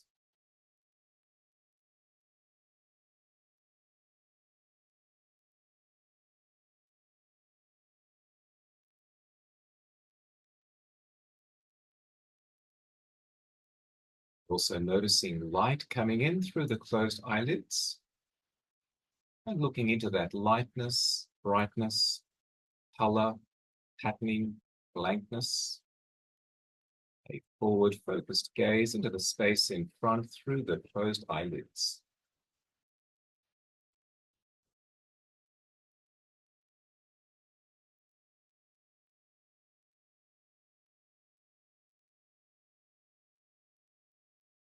And not get distracted by background sounds. and particularly not getting caught into the internal mental sight or sound of thoughts, rather choosing to focus attention in the present by connecting with each breath. Feeling the breath at our nose nostril area, directing attention, sustaining attention, allowing the mind to become calm, focused, collected, contented, concentrated.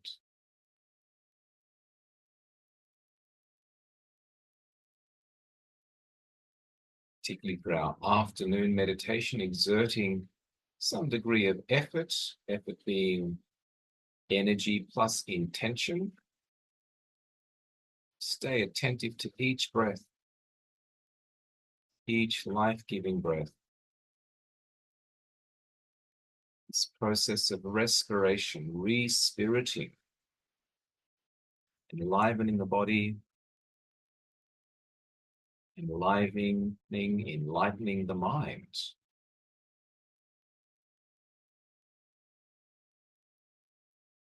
Calm alertness. Looking into the lightness, brightness, feeling each breath, using 1 or 2 mental words in the mind if it's helpful.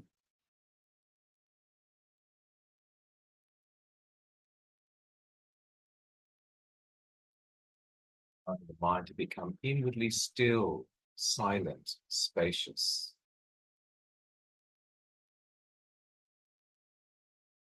Enjoying a peaceful mind.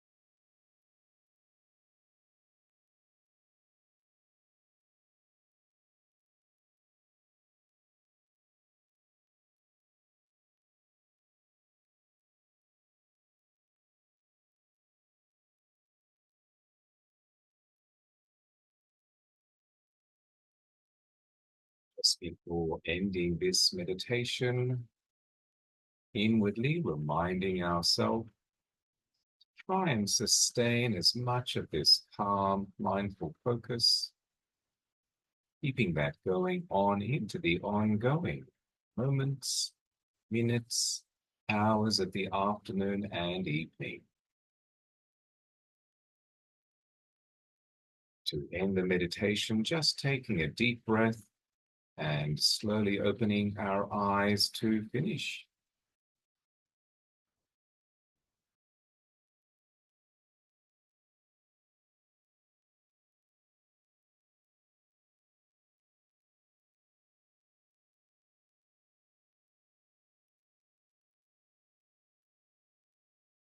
Feel free to continue sitting if you wish, or to sit outside, or to do some walking meditation for about 30 minutes. So we'll return and be back here for 2:30, then have the last 30 minutes to some last reflections, any questions, and finishing up. So enjoy some time outside again if you wish.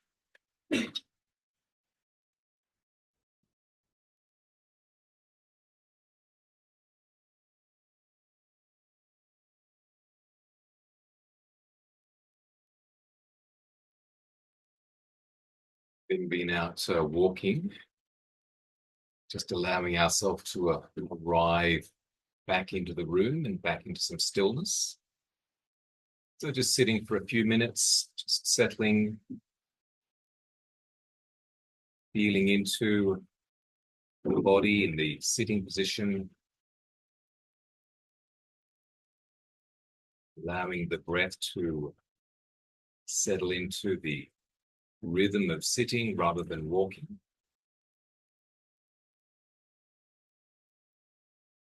Coming to our senses.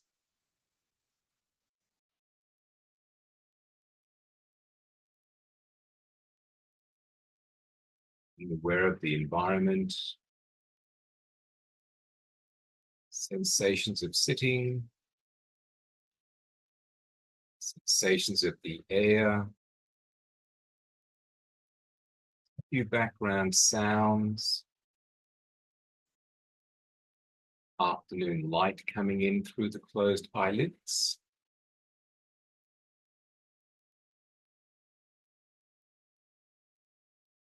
Any residue taste in the mouth. Maybe the slight hint of incense that was burning in this room during the day.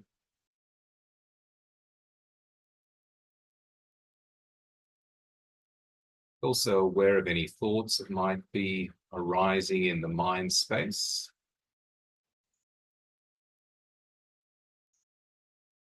Just noticing the sense experience coming to our senses, both literally and metaphorically.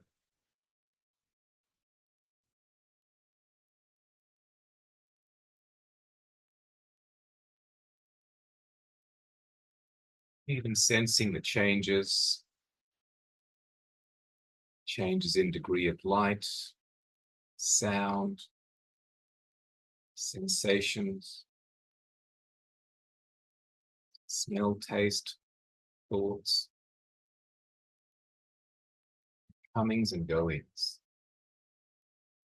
beginnings and endings, fundamental fabric, the experience of life, change.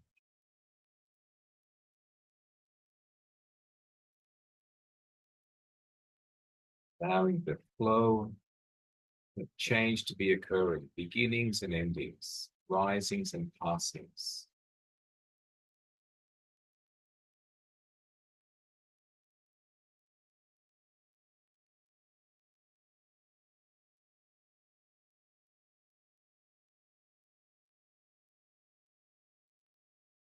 Maybe even allowing a sense of joy, the joy of simply being and knowing, rather than engaging or being caught up in doing and thinking, coming back to being and knowing. knowing the flowing of experience, and even being the flowing of experience.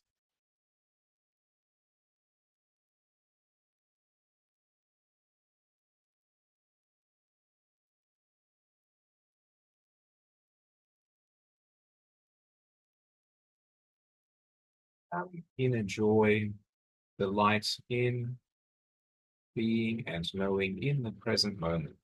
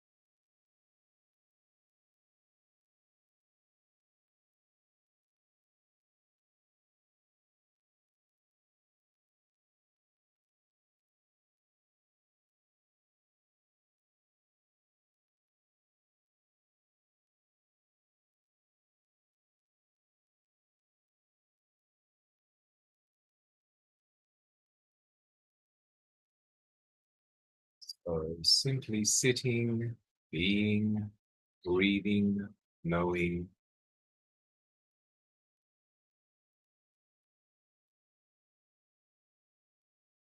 Even allowing ourselves to consider if there's been some particular understanding or insight from today that's been helpful, significant.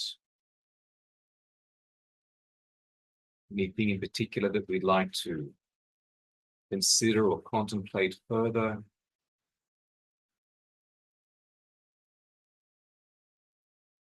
Anything that's been of interest.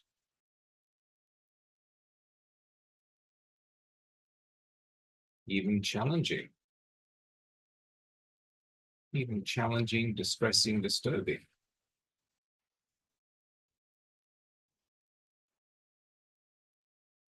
Taking a few minutes just to reflect, contemplate. Has there been anything significant, any understanding or insight from our session today, reflecting on beginnings and endings, change and permanence, uncertainty?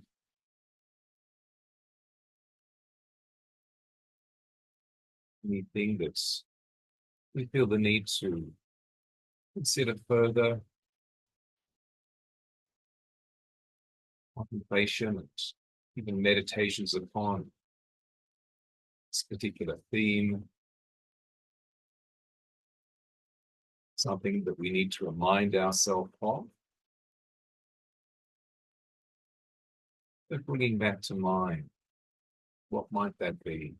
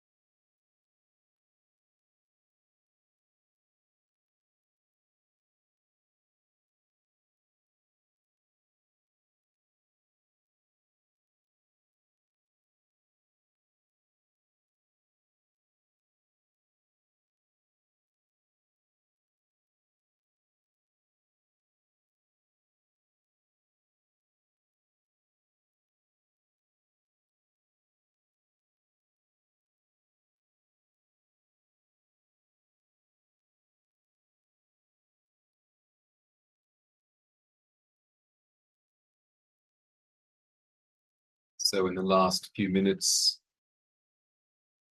last 20 minutes of our session,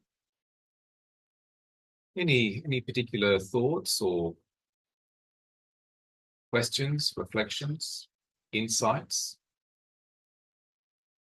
I have one about meditating itself. I get to the stage where it's like a threshold and I get nauseous. And I pull back every time, pull back. And but if I know in the past when I have let go, I was this kind of I don't feel the down breathing, so I don't feel my body in front. So just being it. I'm clean. I can't have to mind get to breathe that. Keep pulling back from the noise. Yes. Yeah, so it's strange to have the nauseous feeling, because usually there'd be just that threshold, which sounds like access concentration. Access, it's a degree of concentration where the mind has become quiet and is ready to access into a deeper state of concentration. So it's important to allow that to happen, as opposed to the mind, let's say the thinking mind or self, not wanting that. But certainly some of the characteristics of that access concentration are that the mind stops thinking. There can be a loss of the perception of the body, which means if there's pain in the body, then there's no pain, no thought, no past, no future, no self, but just awareness, which is a significant development in meditation. So it's important to allow that to happen, just maintaining attention in the present moment, either on the breath, or if the breath has become sort of subtle and hardly there, because the body still doesn't need much oxygen, then often what happens is there can be a luminosity in the mind's eye. That's what one then focuses on. Or because the mind's become quite quiet, there can be a lovely feeling of sort of euphoria or bliss or joy, and that can become what the mind can focus on.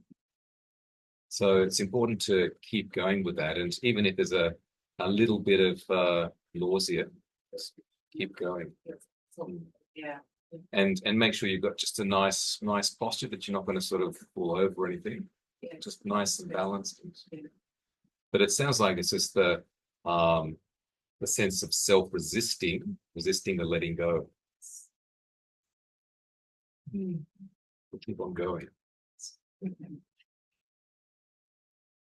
Especially if you've if you've had that experience before and you have allowed it to continue, and then there is that pleasant experience, a sense of being focused, being concentrated, time can disappear. Yes.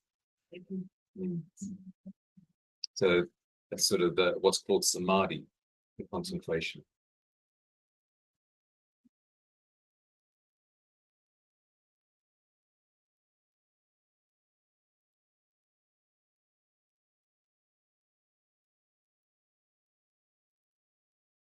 Ali?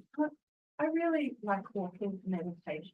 Yep. I'm just wondering if you've got any suggestions when you change direction, how to change, like, that's where I kind of, because it's a change of pace, Yep. there's sort of, is there any ideas about? Sure, yeah. Turn corners? So it can be really an extra point of mindfulness, the actual ending and then beginning of the walking back, so that turning. So when you get to the end of the walking path, you can even say in your mind, stopping, standing, and even just stand for a few seconds or even a minute or so, just standing, being, breathing. And then when you feel ready, you can even say in your mind, turning. So generally you turn to the left. And so just it's like 1, 2, 3, 4 sort of little steps as you turn around, based upon your size of step, but it's generally still little steps to turn around, pretty much on the spot, and then sort of looking down or walking back. But the turning points are quite important because that's the time that you can check in to see if there has been thinking, because often we're walking, and if we're not wanting to be thinking, often we can just get distracted with thinking, and so the end points are stop, check in, no thoughts, okay, turning, then walking back again. But make it sort of such that you're quite aware and sort of mindful, and sort of formalizing the turning in a sort of a graceful way. So walking can be done, ideally it's about being mindful, and so we're walking in a very sort of mindful, graceful way, a bit like a big cat, but even though they've got 4 legs, but they tend to sort of walk in a sort of a balanced type of a way. I think that's what I quite like, is the rhythm of the lifting, moving, placing. Yeah. And then I kind of get to the end of lifting, moving, like but maybe I just replace the lifting, moving, placing with another. Yeah, so you can even say in your mind, just turning. And with the actual pace of the walking, generally we slow down, so we're like half normal walking pace, just that we can be a bit more aware of the movement. And the slower you walk, then the more mindful you need to be, because you're balancing on one foot for a few seconds. So lifting, moving, placing, lifting, moving, placing. If you're not mindful, you get sort of a bit wobbly, especially if you have your hands in the front or behind, generally. But if you're feeling a bit tired and dull, then you can walk a bit faster, be energizing, or walking a bit slower for calming down. And it's also good for people that might have pain in the knees or body, so they can't sit for very long, but they could maybe do longer walking meditations. Or people that maybe find that if they have a degree of dullness or even depression, so that if they sit, they get caught up in their negative thoughts, so the walking can be good. Also, people that might feel a bit anxious, the walking is good, displays a bit of stress energy. That's a really helpful practice to engage with. Certainly on retreats, it's like longer retreats. So you can clock up many hours of meditation, sitting, walking, sitting, walking, sitting, walking. It's a good practice, as opposed to sitting hours and hours, then you hurt your knees. When I was an intern psychologist at Royal Prince Alfred Hospital, I used to do walking meditation in the lunch hour, up and down the corridor, sometimes on the roof. And it wasn't a roof, like it was a roof area where you could go and sit and have your lunch, and just doing walking meditation, just to help to calm and center and ground. And I was working with patients that had chronic pain, so I get them out walking meditation as well. They found that quite helpful. So even finding time, that might be you're at work, and it's like, we've got a bit of time. I might just do some walking meditation during the lunch hour, or just rather than going for a walk around somewhere, just pacing back and forth, 10, 15 paces. My office down in Kingscliff, often between clients, I go out into the waiting room area. There's usually no one else there, and I just pace back and forth, even if it's just 2 or 3 minutes. It's just good, because otherwise I'm just sitting down all day. 2 or 3 minutes between the clients, that's good. What a relief.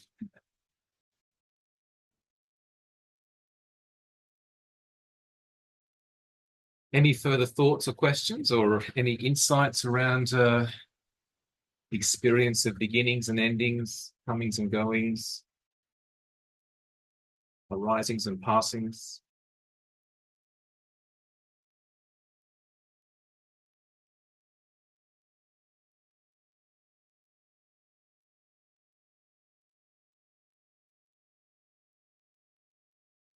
All good.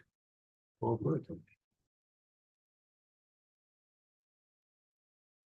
think that one of the significant things is to, yes, appreciating beginnings and endings, and that it comes back to how we view them as to how then we feel about them. So having that wise, mindful perspective, attitude or approach to them, wise relationship to beginnings and endings, the truth of impermanence, and especially that there's likely to be less stress, distress, angst, suffering, if there's less clinging, less holding on to, or less trying to push away something. So that comes back to the Buddha saying, yes, everything's impermanent. Things are a source of suffering if you try and hold on to things that are in time, conditioned, passing. But at the same time, appreciating, being mindful of, even enjoying things while they're there, knowing they will pass. When they do pass, not holding on to them, not binding oneself to that joy as it flies, letting it fly by.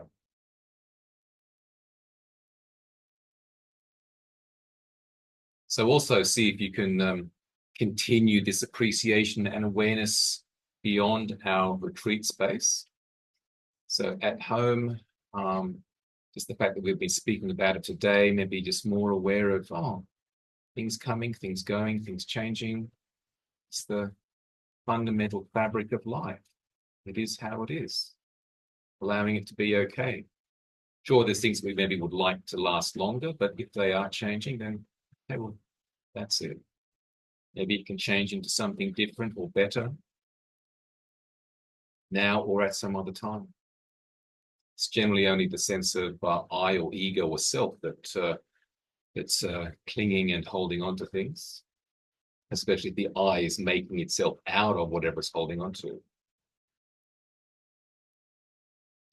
This will be part of the reflections that Ajahn Theradhammo will be giving in 3 weeks' time.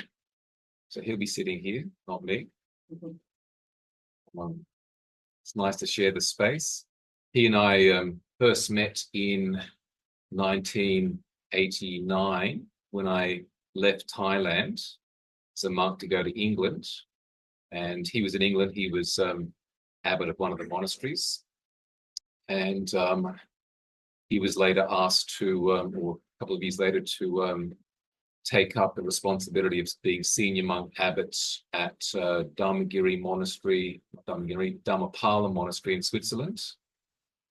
And I decided to stay on in England rather than go back to Thailand. And so that I was invited to join him as a second monk, or vice abbot. So we were there together I was there for about nearly 2 years, and then decided to leave being a monk. But we've remained connected ever since. He later on became the abbot in New Zealand, in Wellington. And he'd come to Australia each year to see some of the monks and monasteries. I'd invite him to come to Sydney and teach at my meditation group. He'd stay with me for a few days. And then when we moved up here, we've invited him to come up here each year. And now he's based in Australia at Wat Buddha Dharma Monastery, just outside of Sydney, where I first started. So being able to come up here each year, give some teachings and connect with people. It's great. He's originally from Canada, and I think he enjoys the Australian climate much better. It's a bit cold in Canada. So those of you that are available to come and share with Ajahn Theradhammo in 3 weeks' time on the 9th of March. And he was here last year and spoke along the lines of how the mind makes the self, the self-making. And he's got a book that he wrote a couple of years ago about this. And so we distributed his book. Still have a few copies for those that didn't get one last time. So that some really important wisdom reflections, Ajahn Theradhammo. He'll also be here for the Thursday night which is about the 6th, and then the Sunday on the 9th. So if you haven't already registered for that and you do want to come, just let us know.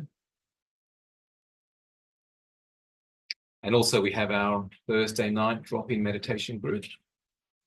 So ongoing every Thursday. Some of you come to that, and those that haven't yet or haven't been for a while, need to come back. Keep the connection.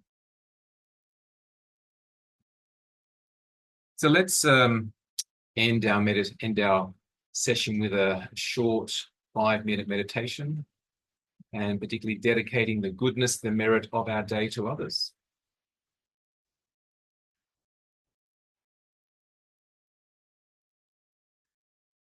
So again, settling in, settling down, relaxing back into being here, now, knowing.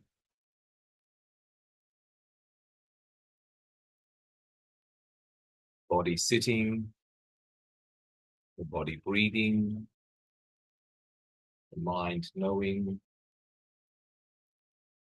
feeling the inflow, outflow of each breath.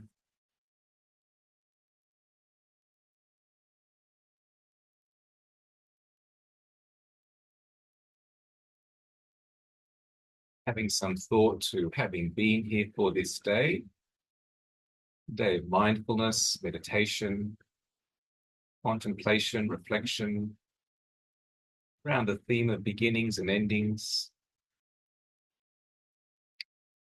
Important thing to be open, receptive to, and engage in a wise way. Developing wisdom, liberating, freeing wisdom.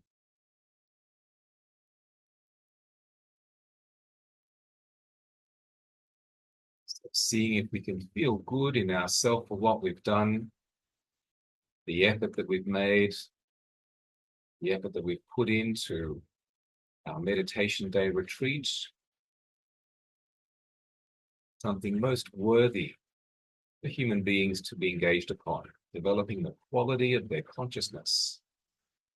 How wonderful.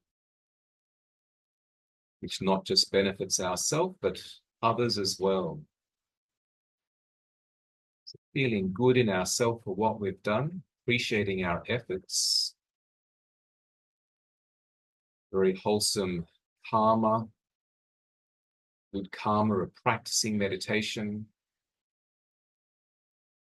being and engaging in a wholesome way, sharing with others in a mindful, caring way,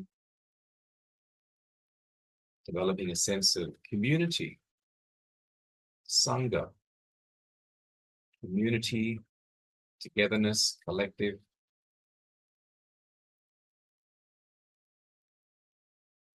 So whatever goodness has come from our life this day, that goodness, that merit or wholesome karma, we can gift that to others, that sense of generosity or dana, the Buddhist word dana, generosity, even gifting the good energy, merit of our life this day. So maybe bringing to mind one or two or a few people that are significant to us, and sharing this good energy, this goodwill with them. May they receive this gift of merit, this psychic energy, this merit, that they may be well, happy, free from pain, issue, illness, living their life well. May they receive this gift of goodness. A sense of breathing into and out from our heart center, the spiritual heart, breathing out this good heart energy, that person or persons, they may receive this gift of goodness. And you be well, happy, free from issue, illness, living your life well. Dedication of merit to those persons. Breathing into and out from the heart center. Radiating this good vibe out.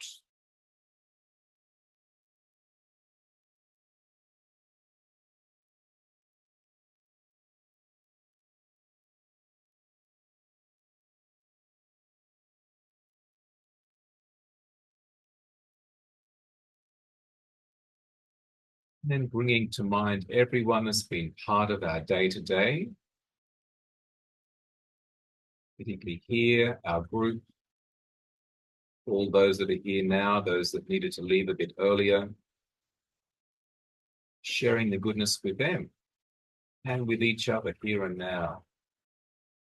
Whatever goodness has come from my life this day, my meditation, and you all receive this gift of good energy, good vibration.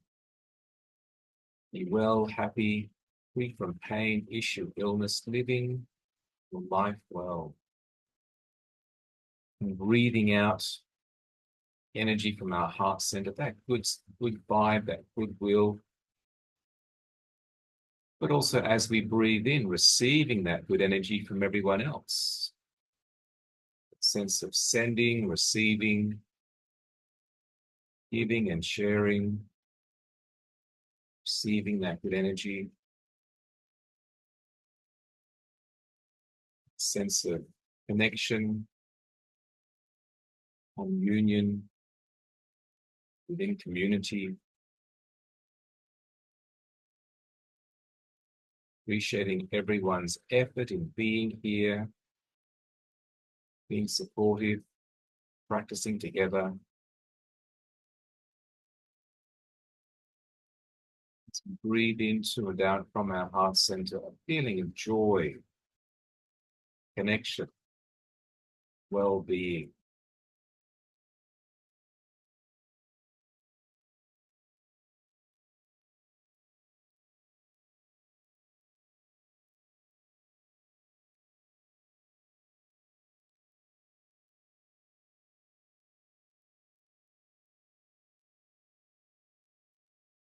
And lastly, bringing our awareness back to ourselves,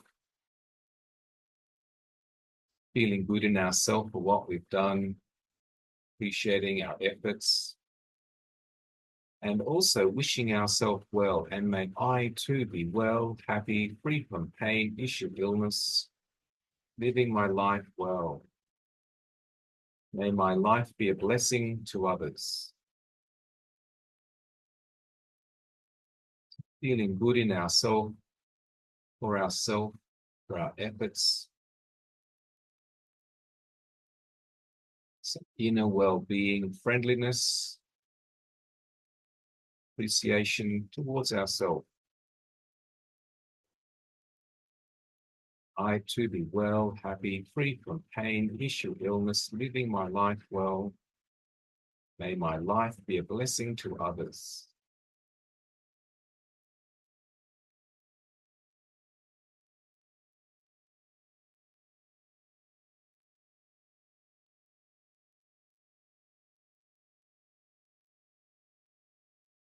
Continue with my meditation practice on a regular basis with joy.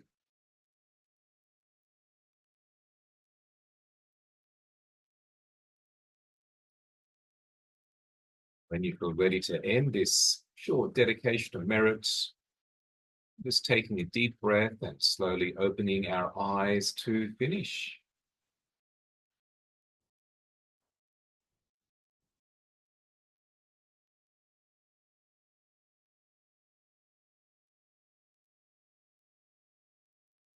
So thank you for sharing your day here.